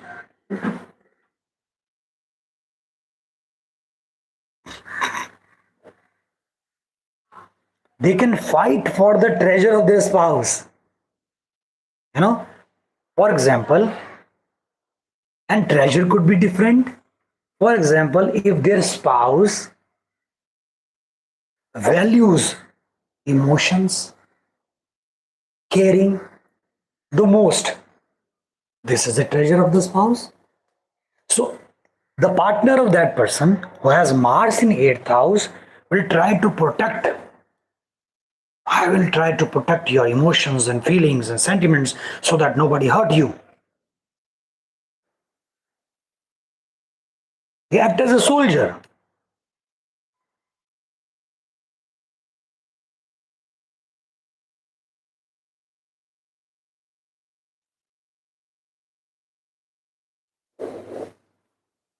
But one has to be very cautious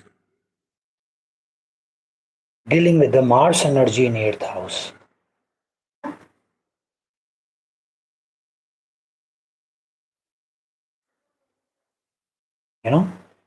Because this is the 8th house of physical intimacy. So that is why I have told this Mercury is the main hero and villain. If you could manage the Mercurian energy, Mars is in action. But who first we think, then we take action, right? So Mercurian energy should be in a controlled way. Only then Mars is capable of doing something bad or good, right? Mars in 9th house.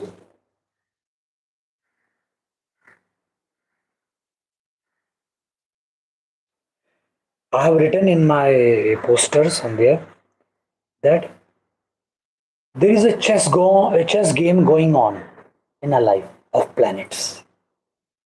I am making you understand the chess games of planets so that you are capable of coming out of it. I have told twice or thrice that make a habit, develop a habit of sitting silently in any position and just go deep inside your nothingness, emptiness, so that you get connected with that original source which is beyond planets. The original source which is beyond planet. That is why, the enlightened people, the energy of planets are not empowering these people because they are settled in that nothingness. They are settled in their nothingness. Enlightened people, they are settled in their zeroness. Now they can play with these energies. They can play. Right now we are in the grip of, we are in the slavery of these planets. But they can play. 9th house, there could be a power struggle with their gurus, teachers, the very aggressive approach towards religion.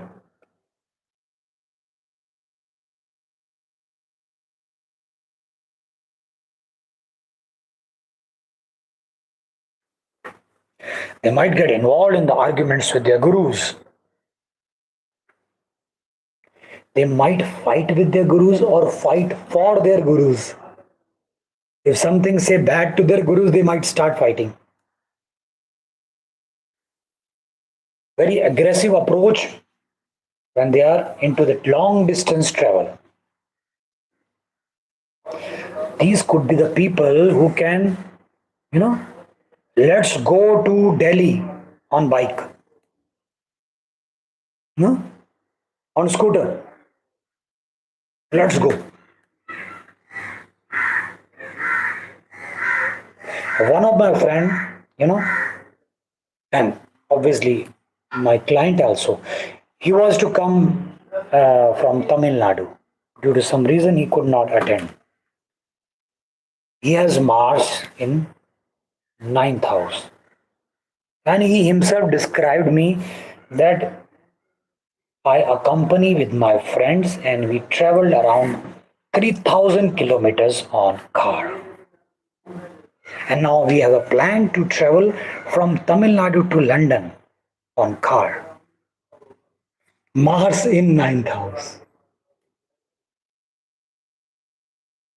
They create challenges, they accept challenges, and they go after the challenges.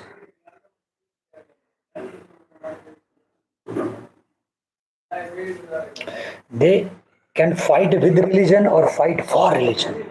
Those people, they are very orthodox people who can, if somebody says something against Muhammad or any Krishna or Buddha, or they are ready to fight.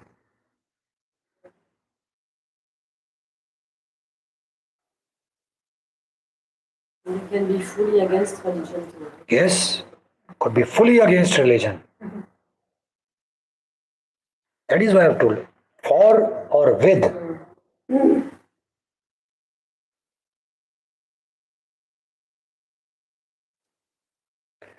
Mars in 10th house. This is the best placement of Mars because he can use his skill at its best. First house is also the best house, but again, then first house, the habit of being lazy and okay, I'm in my own house. But 10th house is very happy. Every now and then there is a challenge. As per the habit of Mars, he has challenges. He has many things to fight and prove. 10th house, the best and the strongest position of Mars.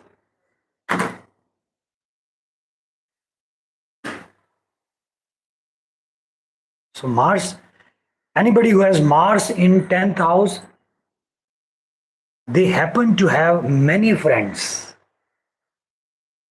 because at workplace they happen to meet many people. If they're doing job or business, any kind of work, so they are ready to fight with those people and fight for those people. If one of their colleague are jobless or the boss terminated that colleague, so they will start fighting with the boss. How dare you terminate my friend? So because of this reason, many friends are available to these people to support them, to help them.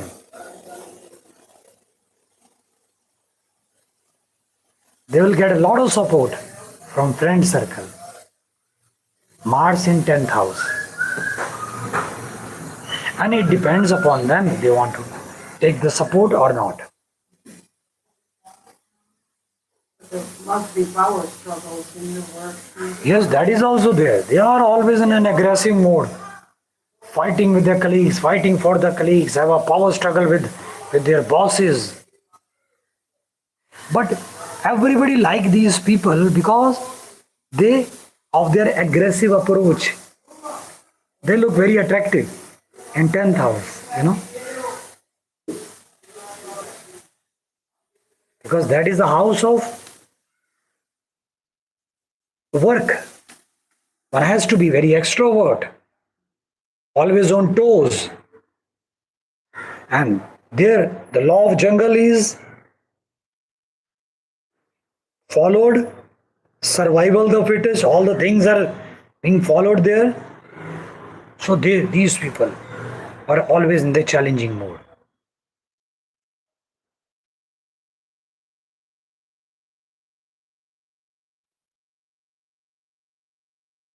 They can fight with their bosses, they can fight for their bosses.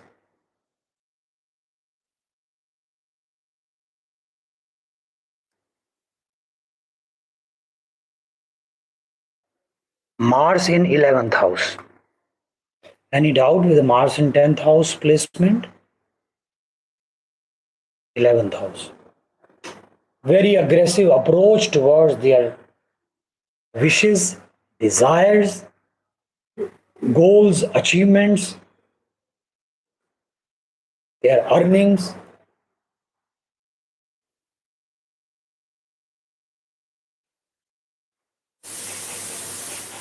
If they are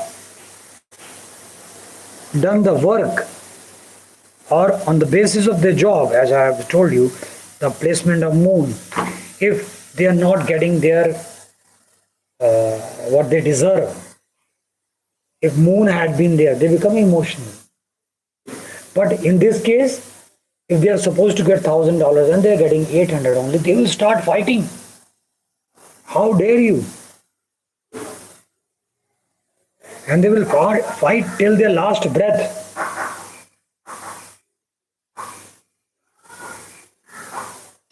And they, if their wishes are not fulfilled, they become very aggressive. And they are very determined to fulfill their dreams, ambitions in a very positive sense also. The determination of Mars people cannot be matched.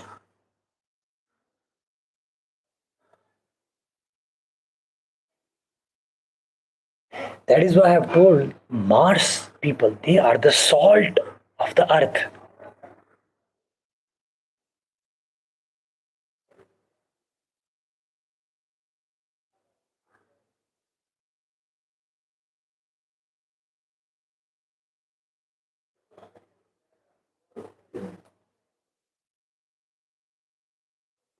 These people do not compromise. They compromise only after winning the battle.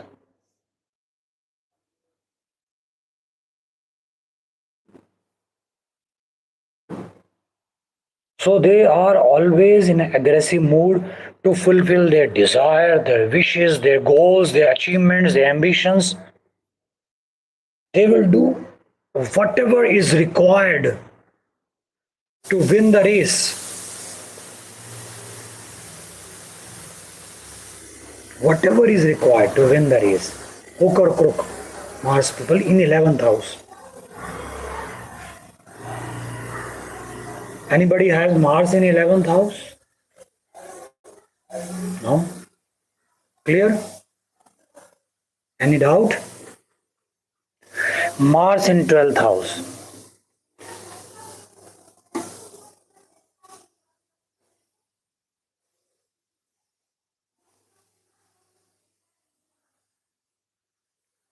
Mars in 12th house again.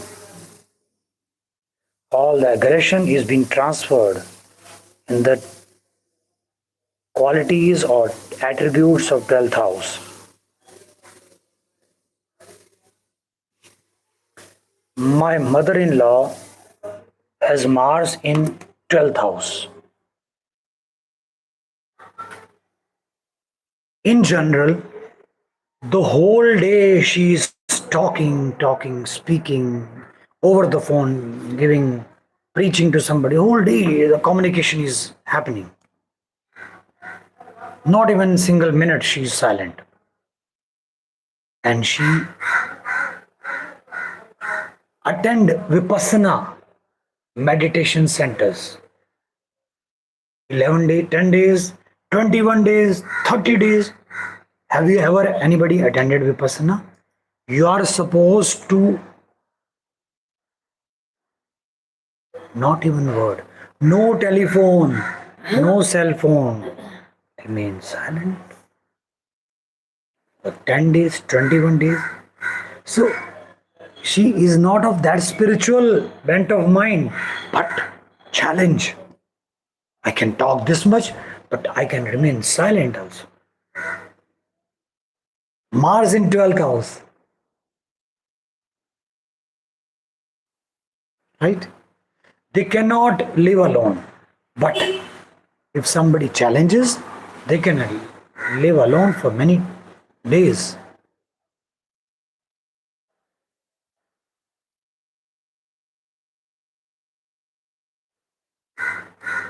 And these people are throwing parties creating uh, any kind of get together, their approach is very, very aggressive, you know.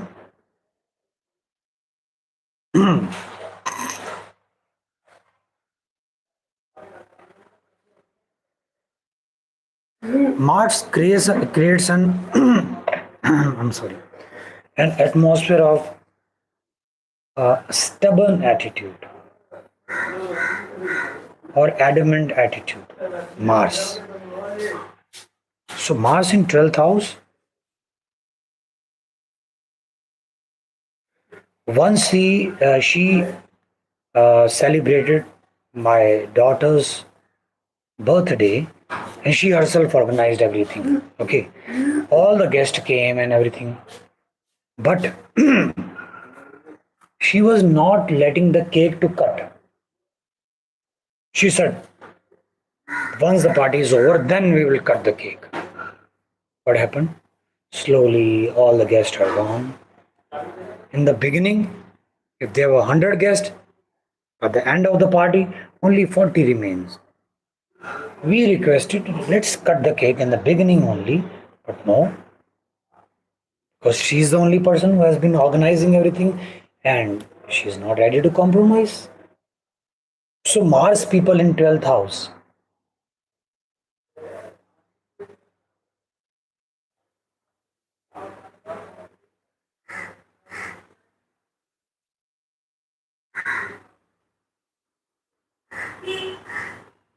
The very aggressive approach towards the spending or donation. They may be miser, but once the challenging attitude comes, they will spend a lot.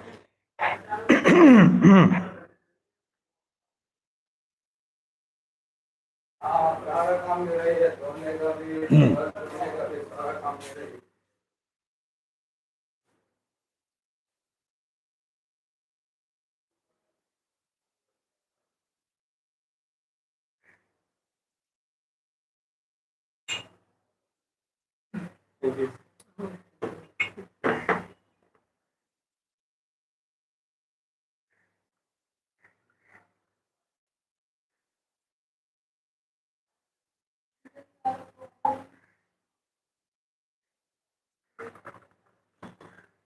Sorry, it's not clean actually. No, both are not clean. Okay.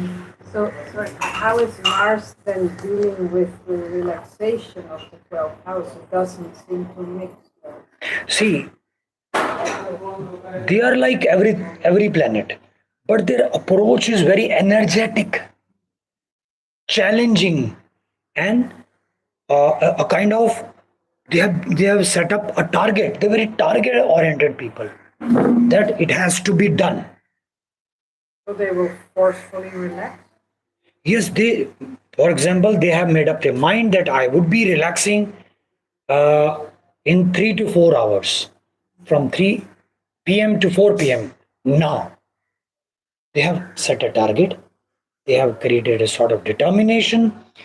They would take a rest in during that time, but their approach is not very down to earth or in a relaxed manner.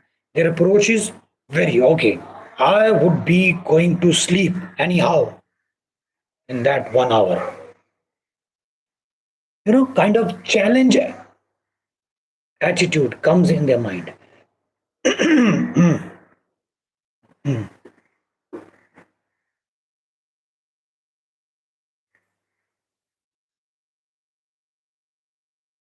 So because of challenge, they might go at the extreme end of anything.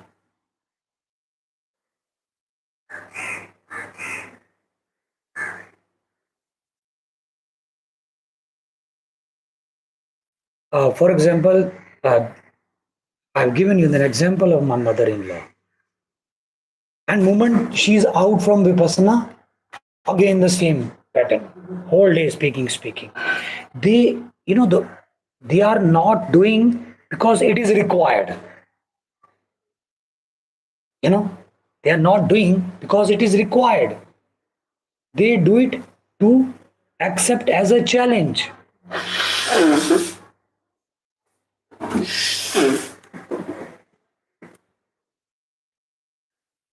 Even if they are controlling their diet, controlling their food habit, that is also a kind of aggression.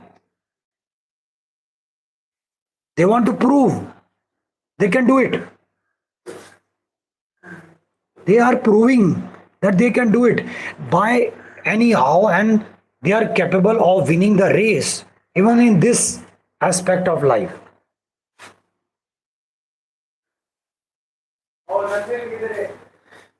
I was in Moradabad city. I was just roaming here and there with her. She was searching for some shop where the ultrasound could happen. No? For 10-15 minutes, we couldn't search. So I told her, let's go back home. It's quite hot. And we'll try to search in Google the ultrasound near me. Then we said, no. I have come, let's search. For 1 hour, she keep on searching, and I was just moving along with her. And she becomes successful. She could find.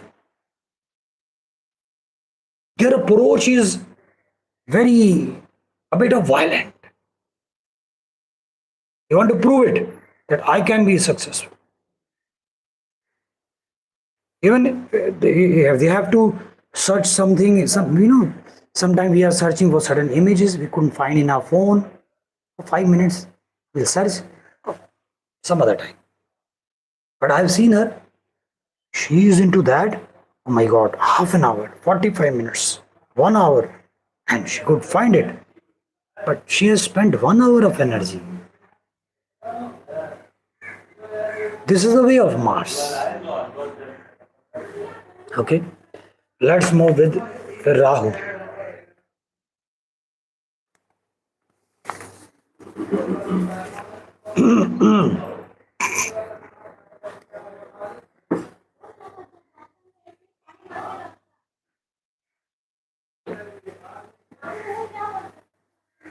Rahu is the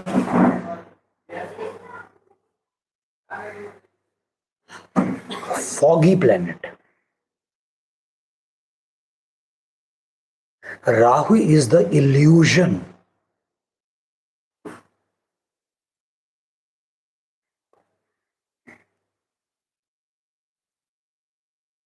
Illusion. Things which are not there and it seems they are.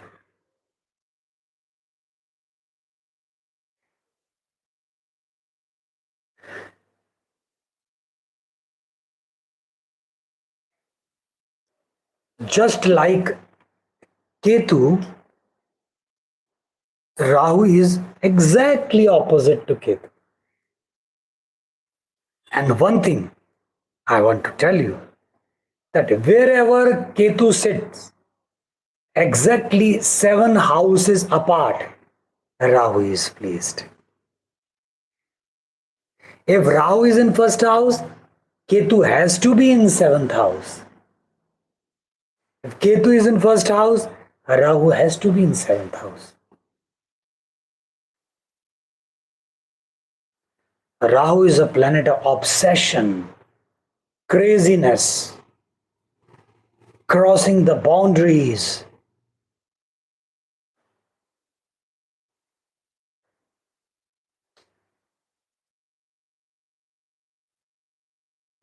Mars may be aggressive, but once he wins the race, he is settled down. Rahu never settles down, never satisfied.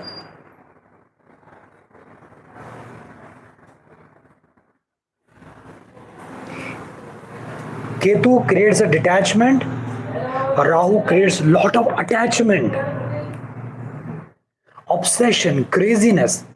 First house is our body, our physical characterization, everything connected to ourselves, right? So when Rahu is placed in first house, this fellow is crazy of himself. It's too much obsessive. of his character, of his personality.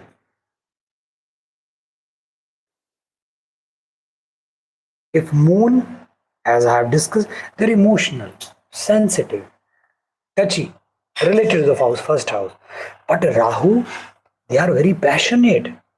They are only concerned about themselves. You can even say that first house Rahu, these are the most self-oriented people. They are only about themselves. Whatever they do in their life, their intention is toward themselves. They are not bothered about other world because Ketu is coming in 7th house.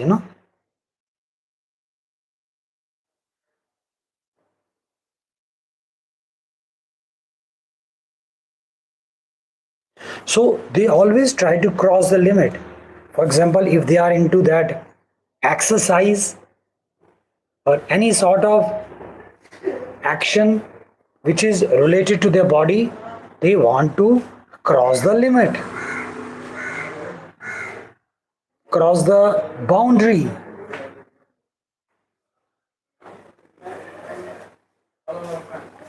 When I described about Saturn in first house, Saturn says you should be aware about your limits.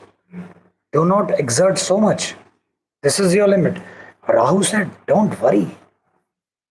You cross all limits, all boundaries. I am with you.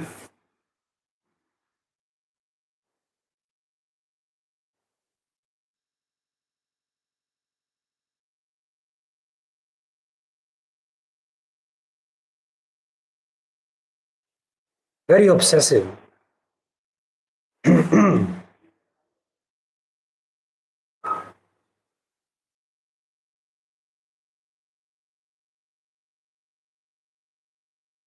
They may be not showing it, but deep down they consider themselves God. I am the He-Man, superhuman being.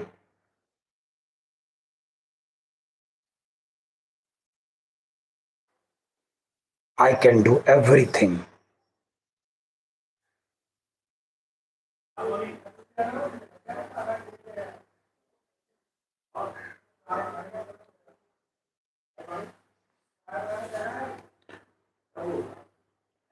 Rahu in second house. Second house again, eating habits, about your face and your family lineage, your vocal cord, your voice, your savings. These people, one of my client has Rahu in second house. She will get up at 2 o'clock, late night, open the fridge and start eating. Another client, 10 times they will eat in a day. Not satisfied.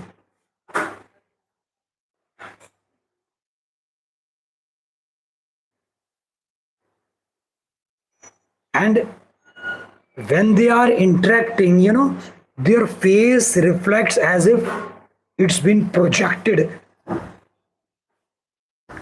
Not in the case of Taurus.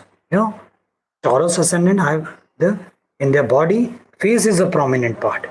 But in the case of Rahu in second house, the face, eyes, as if they are bulging out.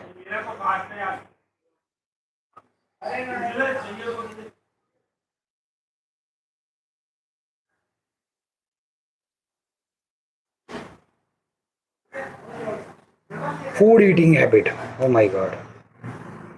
Whole day they can eat. Still they're not satisfied. Savings. Save. Too much saving. Starve for one day. Don't eat anything. Save. Or eat low quality food so that both of you of your attributes are satisfied. Eat more low quality food but save money.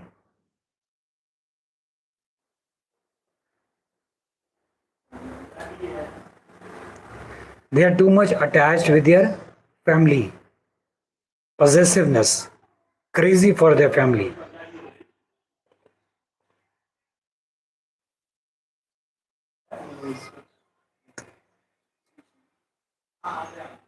Crazy for their family. Crazy in the sense there is, Ketu is detachment. Rahu is lord of attachment. Lot of attachment. They cannot live without food. No, no, no. These people cannot do fasting. But even if they are forced or they took a resolution, if they have Mars in the second house, no, they can do fasting.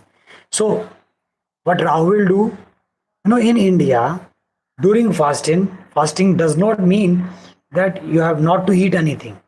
A certain kind of different kind of food items are available.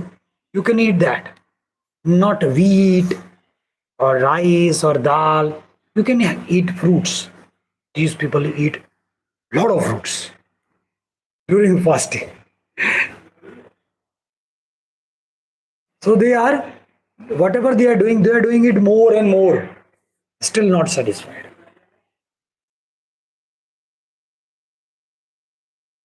They get too much attached to the house in which they are placed.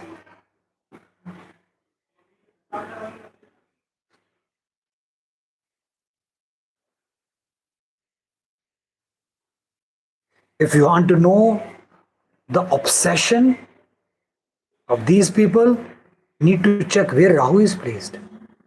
They are obsessed. House is not in, no, it's in fourth house, no? Sorry? So they are very attached to their house. That is not supposed to be in the fourth No, house. the house in the horoscope, not their Yeah, dwelling. very attached. In the horoscope, sorry. Yeah. So depending in which house in their horoscope Rahu is placed. Too much obsession. Because only head, body, there is no body, Rahu. What did you say about the face? Sorry. The image, those people who have personified Rahu in the form of devil, but only head. There is no body. So whatever he is eating going nowhere. Ketu headless, not satisfied. No, nothing to eat. So Rahu and Ketu joined become one demon. So that is why they are 7 houses apart. First, Rahu, 1, 2, 3, 4, 5, 6, 7 Ketu. Here Rahu, Ketu will come here. Okay. You said the face of these people are something. Yeah, the second house, Rahu, Rahu is crossing the limit.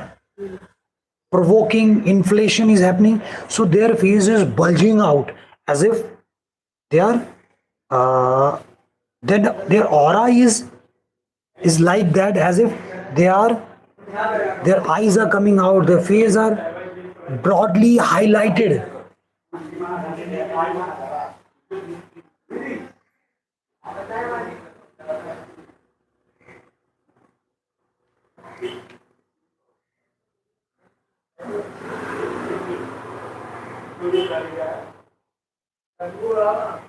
They are crazy, whatever things I've told about second house.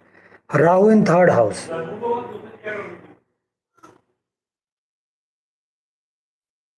My daughter has Rahu in third house. 36 hours she can talk.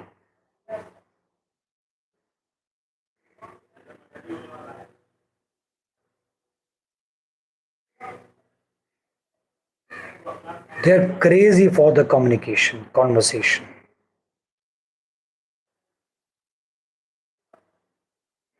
If these people have brother and sister, we are very obsessive about them. Obsessive about short distance travel. They always 5 minutes rest, let's go for a walk. Let's go there. Let's go there. Do some this shop, that shop. And very daring, because Rahu is provoking these people to be a daring.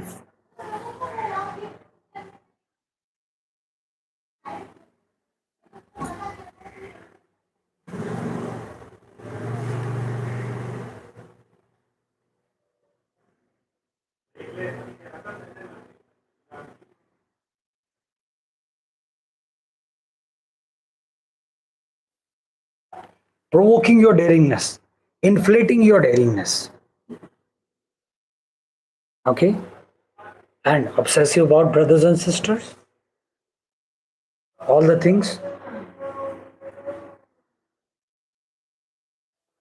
Rahu in fourth house, too much attachment with their mother, with their house, the house in which they stay. They don't feel like going out. All day they are sitting inside their home. Because of Ketu in 10th house, there is detachment towards the outer world.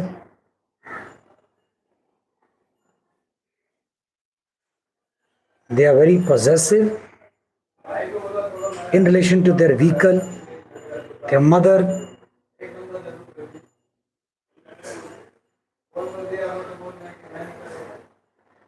They cannot stay away from their mother. They cannot live away from their house.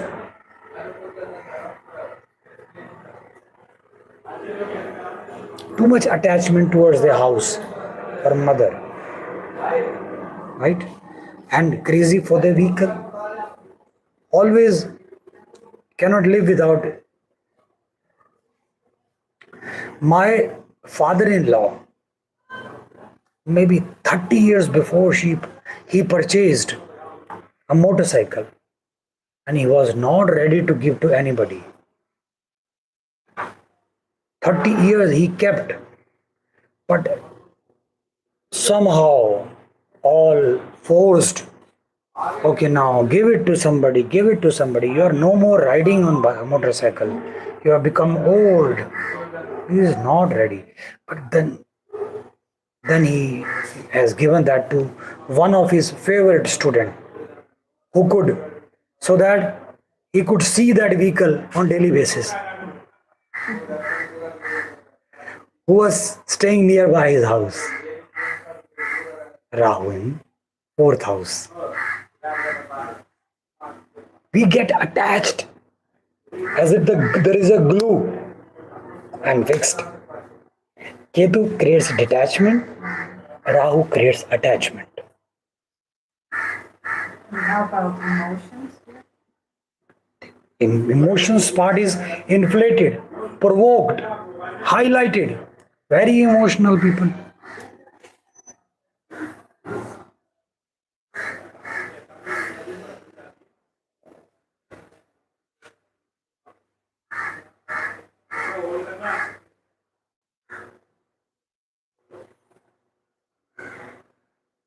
Rahu is provoking the things in which he is placed, right?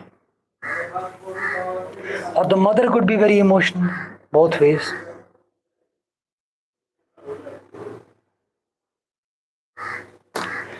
Rahu in fifth house. Again, too much attached towards their relations.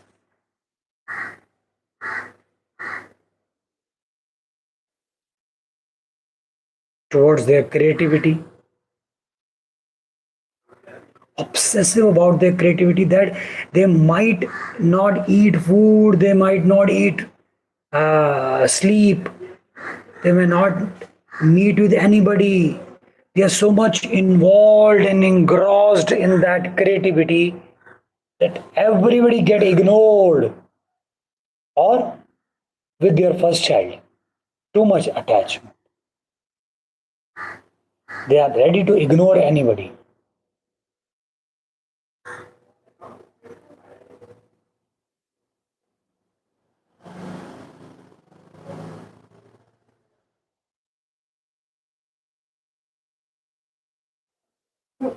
When we are too much involved in somebody or any something, some subject or article, to create a balance, others are supposed to be ignored. That is very natural, you know. One who too much in love with his spouse, husband or wife, then that love is minimized for others. You know, he cannot love the way he loves his or her husband, you know, because We have 100 kg of love and 80 kg you are giving to your spouse. So 20 kg are left for other people. I'm just giving an example. In this house. No, in general, in general. So fifth house, the house of creativity.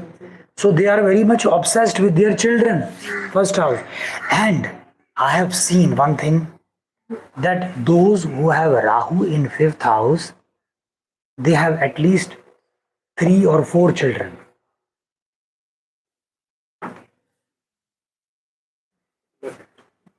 Not that not be the case, but I have seen few people, they have at least 3 children. Not like the case of Ketu, only one, or maybe not that.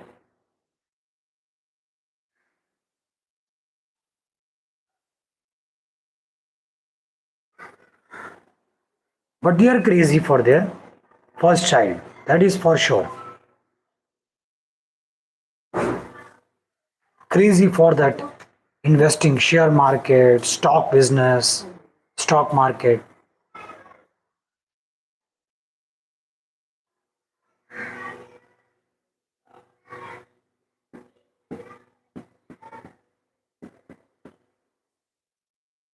So they're always investing something here and there in the lottery business.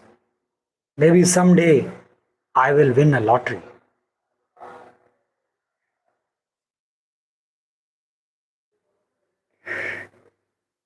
Rahu in sixth house, very strong.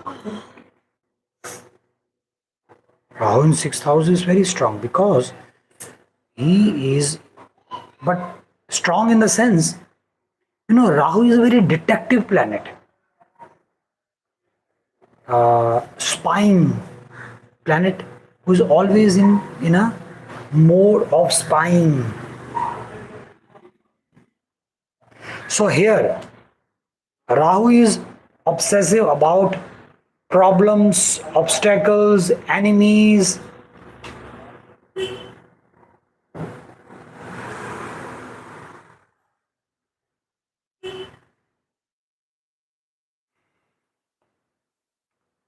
Obsessive about physical issues, mental issues. My mother-in-law, she has Rahu in sixth house. She has a medical kit in which Ayurvedic medicine, homeopathy medicine, Unani medicine, allopathy medicine from various doctors, all that mind relaxing medicines, peaceful medicine, all is being accumulated. The clutter of all the medicines in his medical kit, because Rahu creates an obsession. And Rahu creates, they are always in that state. There might be somebody hiding and may do harm.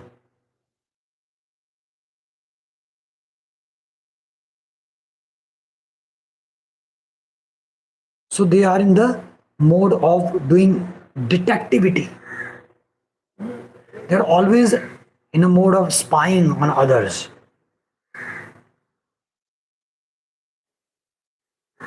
Rahu is a very clever planet.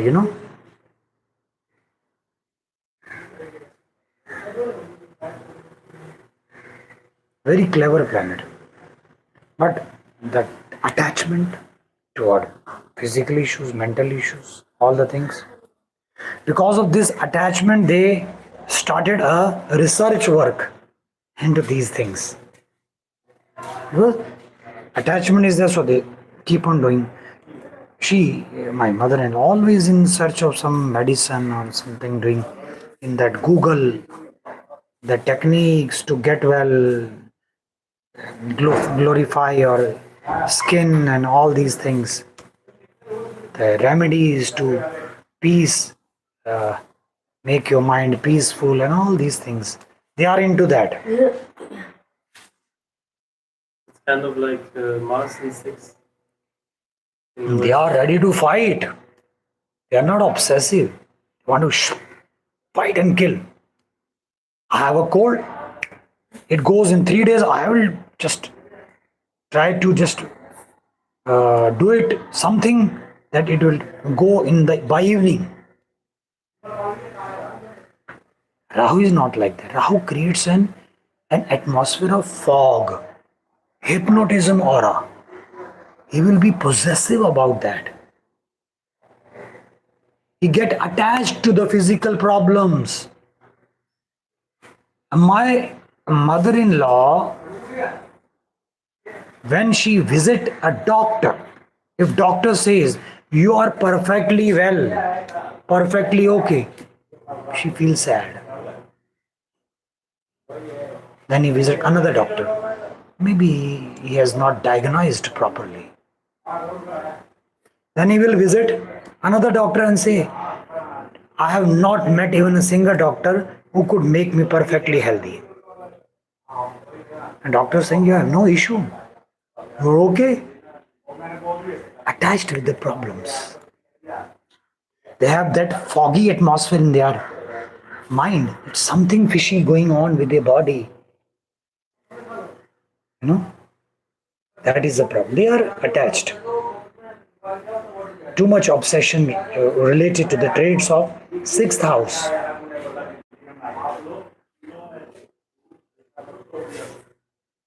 Anything? Any doubt? Can this be cooled by Mercury in the same house? Sorry? Like my mother has Rahu, but Mercury in the same house. So can Mercury cool down this Rahu? No. Because she is not. You know what happens when Rahu and Mercury are together? As per the habit of Rahu, Rahu provokes, inflate. Mercury become more active. Mercury becomes overactive. And when the Mercury becomes overactive, there is a problem related to nerves. Start thinking, overthinking. It just doesn't match. Hmm? It just doesn't match. There must be some other reason. She has Rahu and Mercury in sixth house. Something problem related to nervous system.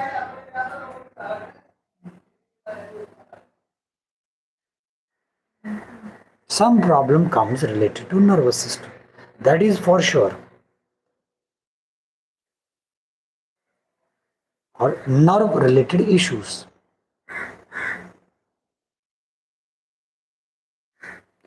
It is said anybody who has Rahu and Mercury in their horoscope, in their family, or that person could be suffers related to madness. Maybe somebody in their ancestors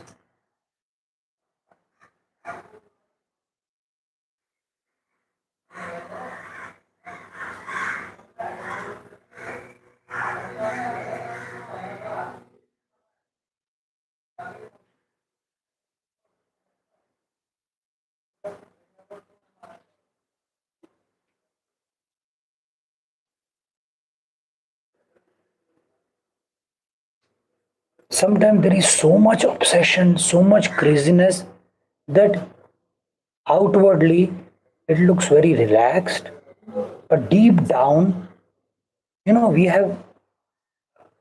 this is the only body, but there are many other bodies inside us, or the minds inside us.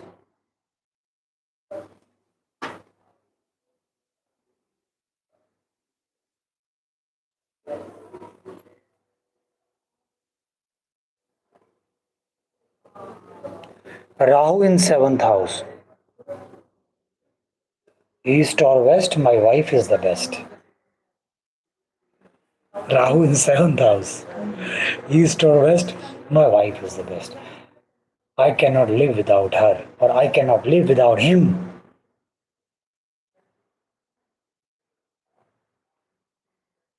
everywhere he or she will accompany.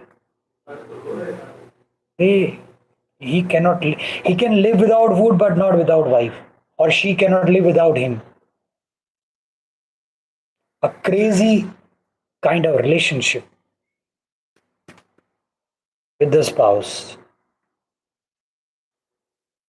or whomsoever they get involved in, they start creating a crazy relation for others.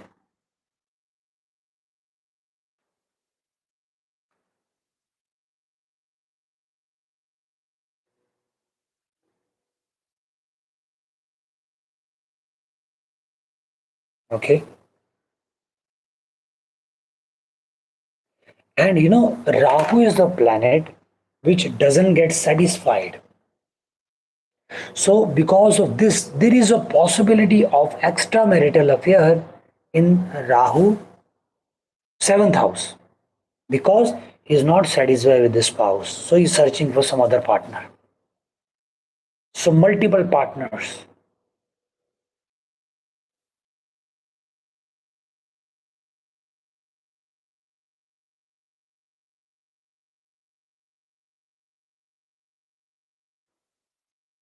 Hmm? That could be the case. But if he's not into multiple partner, these people are crazy for each other. They are always going together wherever they will see.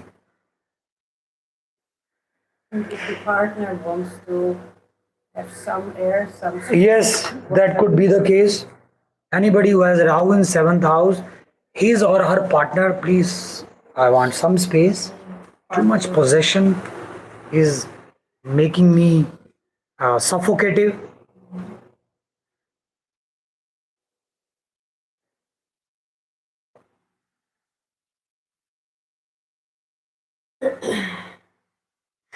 And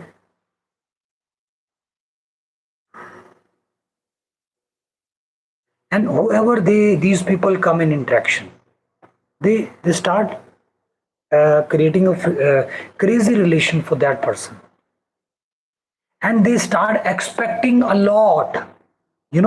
These people, for the sake of other person, for the sake of their partner, they are ready to harm themselves or take any risk. you know the chemistry, how the chemistry works. Rahu in seventh house, Ketu in first house, so they are not bothered about themselves. They are bothered about other person.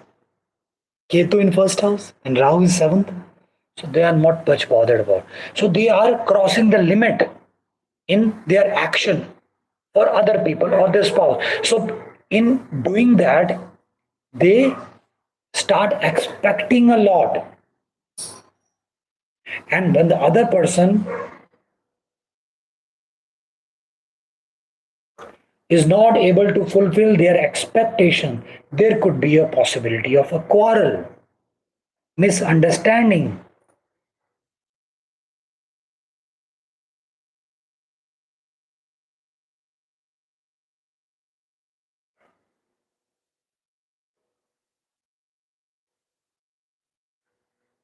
Clear? Mis- Misunderstanding. Too much expectation because they are doing too much for them, so they expect too much. Can these be like potential stalkers as well? Sorry? Stalkers. Can these people turn into stalkers? Stokers. Who obsessively also follows an ex-partner who doesn't leave the person alone because still wants to. Yes, they can be like that. They create an hypnotic aura around the partner, very much possessive. So they will not give freedom to their partner. Don't sit with that, don't intermingle with that, stay with me only, talk with me only. They will not give freedom, much freedom to their partner. That is the problem.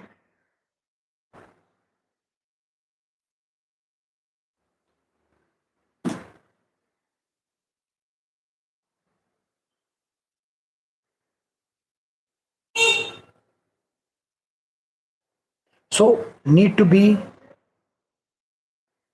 aware with this placement.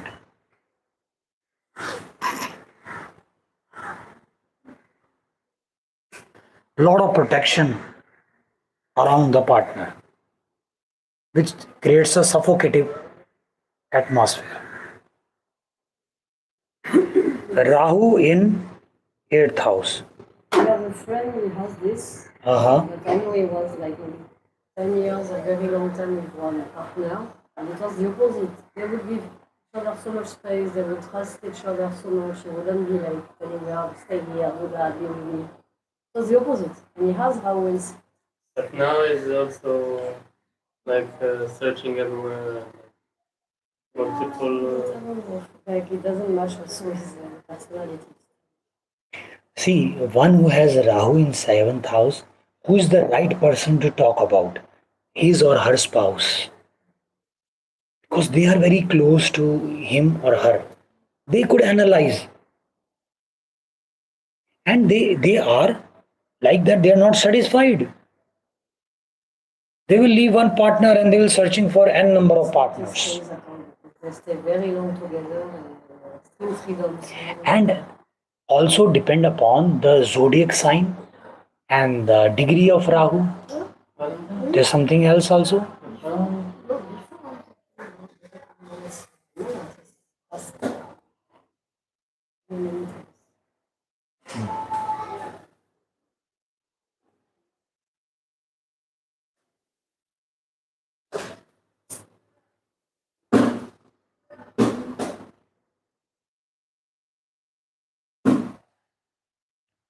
You analyze more, search for more data, okay? Because we need to go deep into that personal horoscope.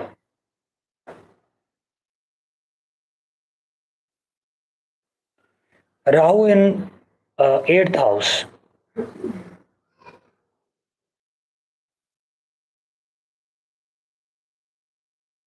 You can put a voice recording, please, because my battery is running very fast. Only 6% is there. Please.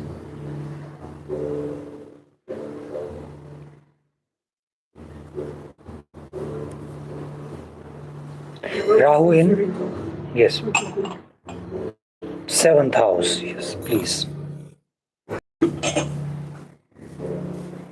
Yeah.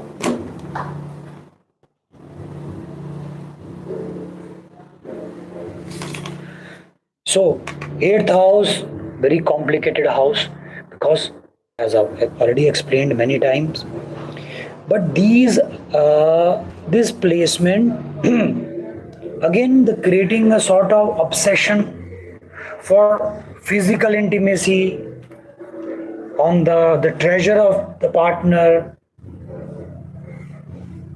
Okay, on the treasure of other people, or the science which is unpredictable.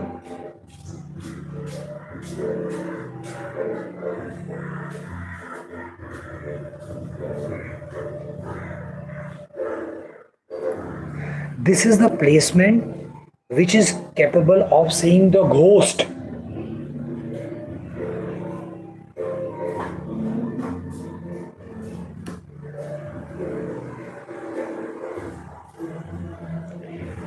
There is a possibility of cheating on other person money with this placement. It depends upon. See, when I'm saying something, it does not apply to all.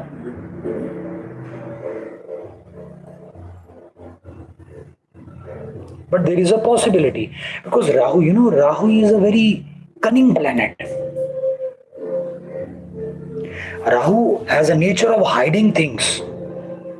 That is why it is called a fog, a hypnotic planet. Creates an aura of hypnotism.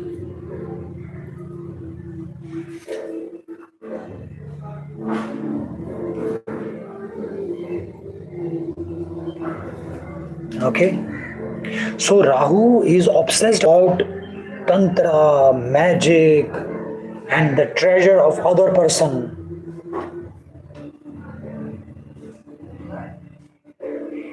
And he is capable of getting things very cleverly.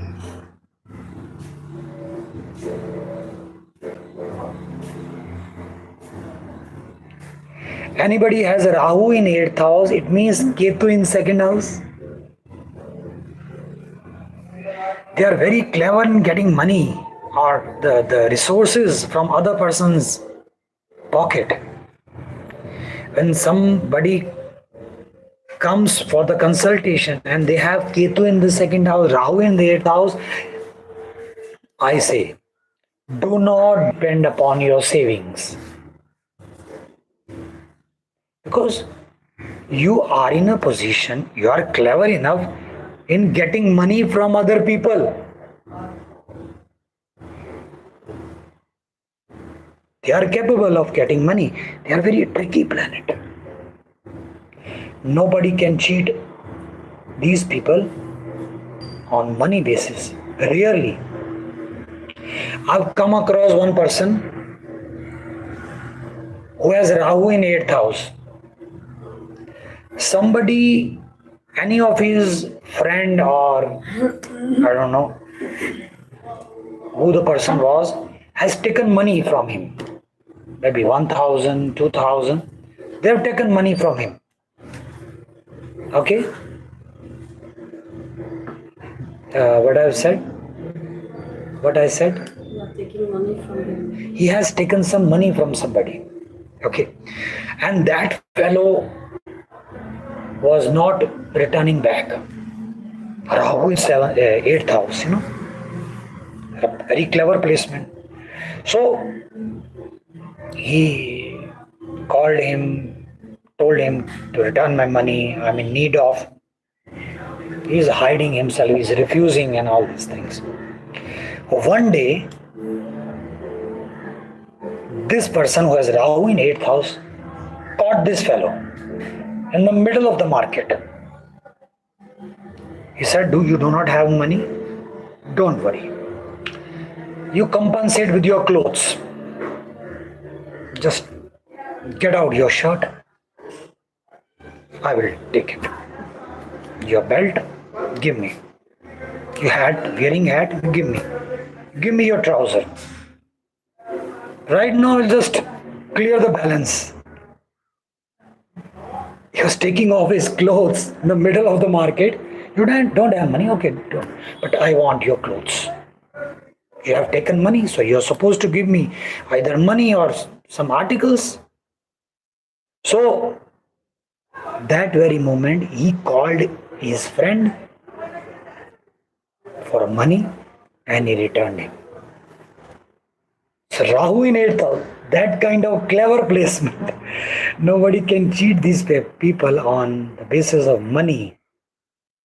So, I have told this person, don't worry about savings and do not depend on saving. Let your money spread in the market, because you are in a position to get money very easily from the market.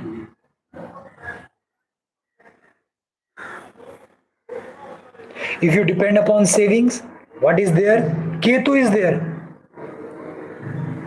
Dry, zero balance. Right?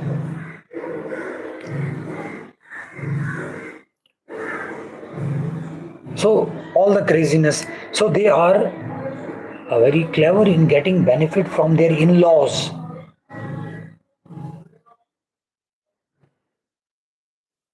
Or they are very closely attached to their in-laws.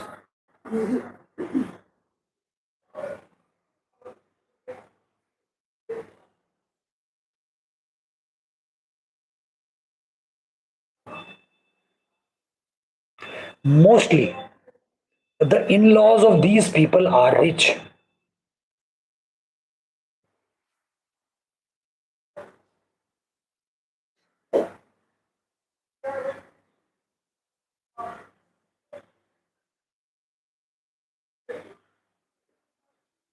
Okay?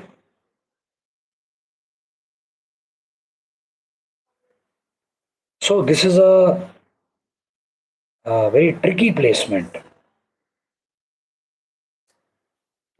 Rahu in ninth house.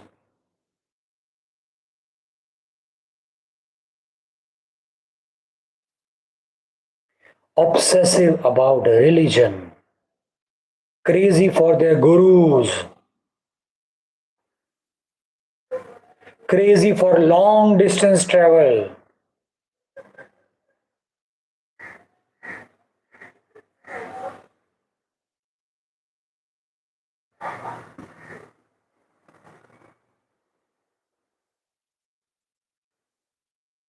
Because Ketu is exactly opposite, house number 3, not interested in short distance travel.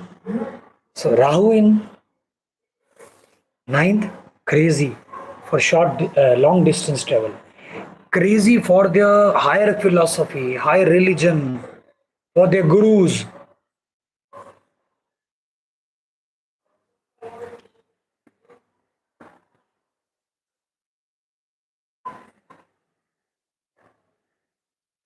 Again, that because of being crazy, they'd start expecting more from their gurus.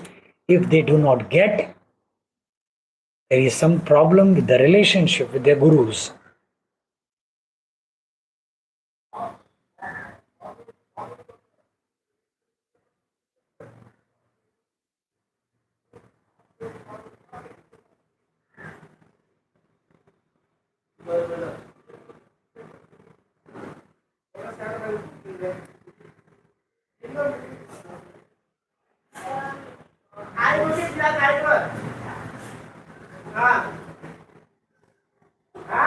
Any question related to Rahu in ninth house?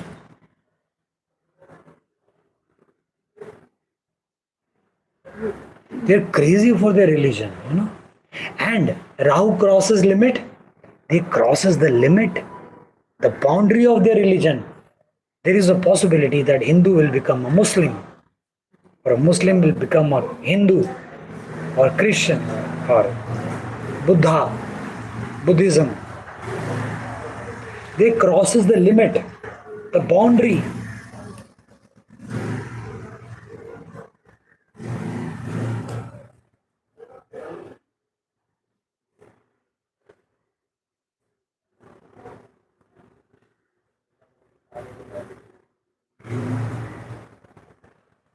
And not satisfied. That is why they are crossing the boundary, not satisfied with their religion. So they want more and more and more.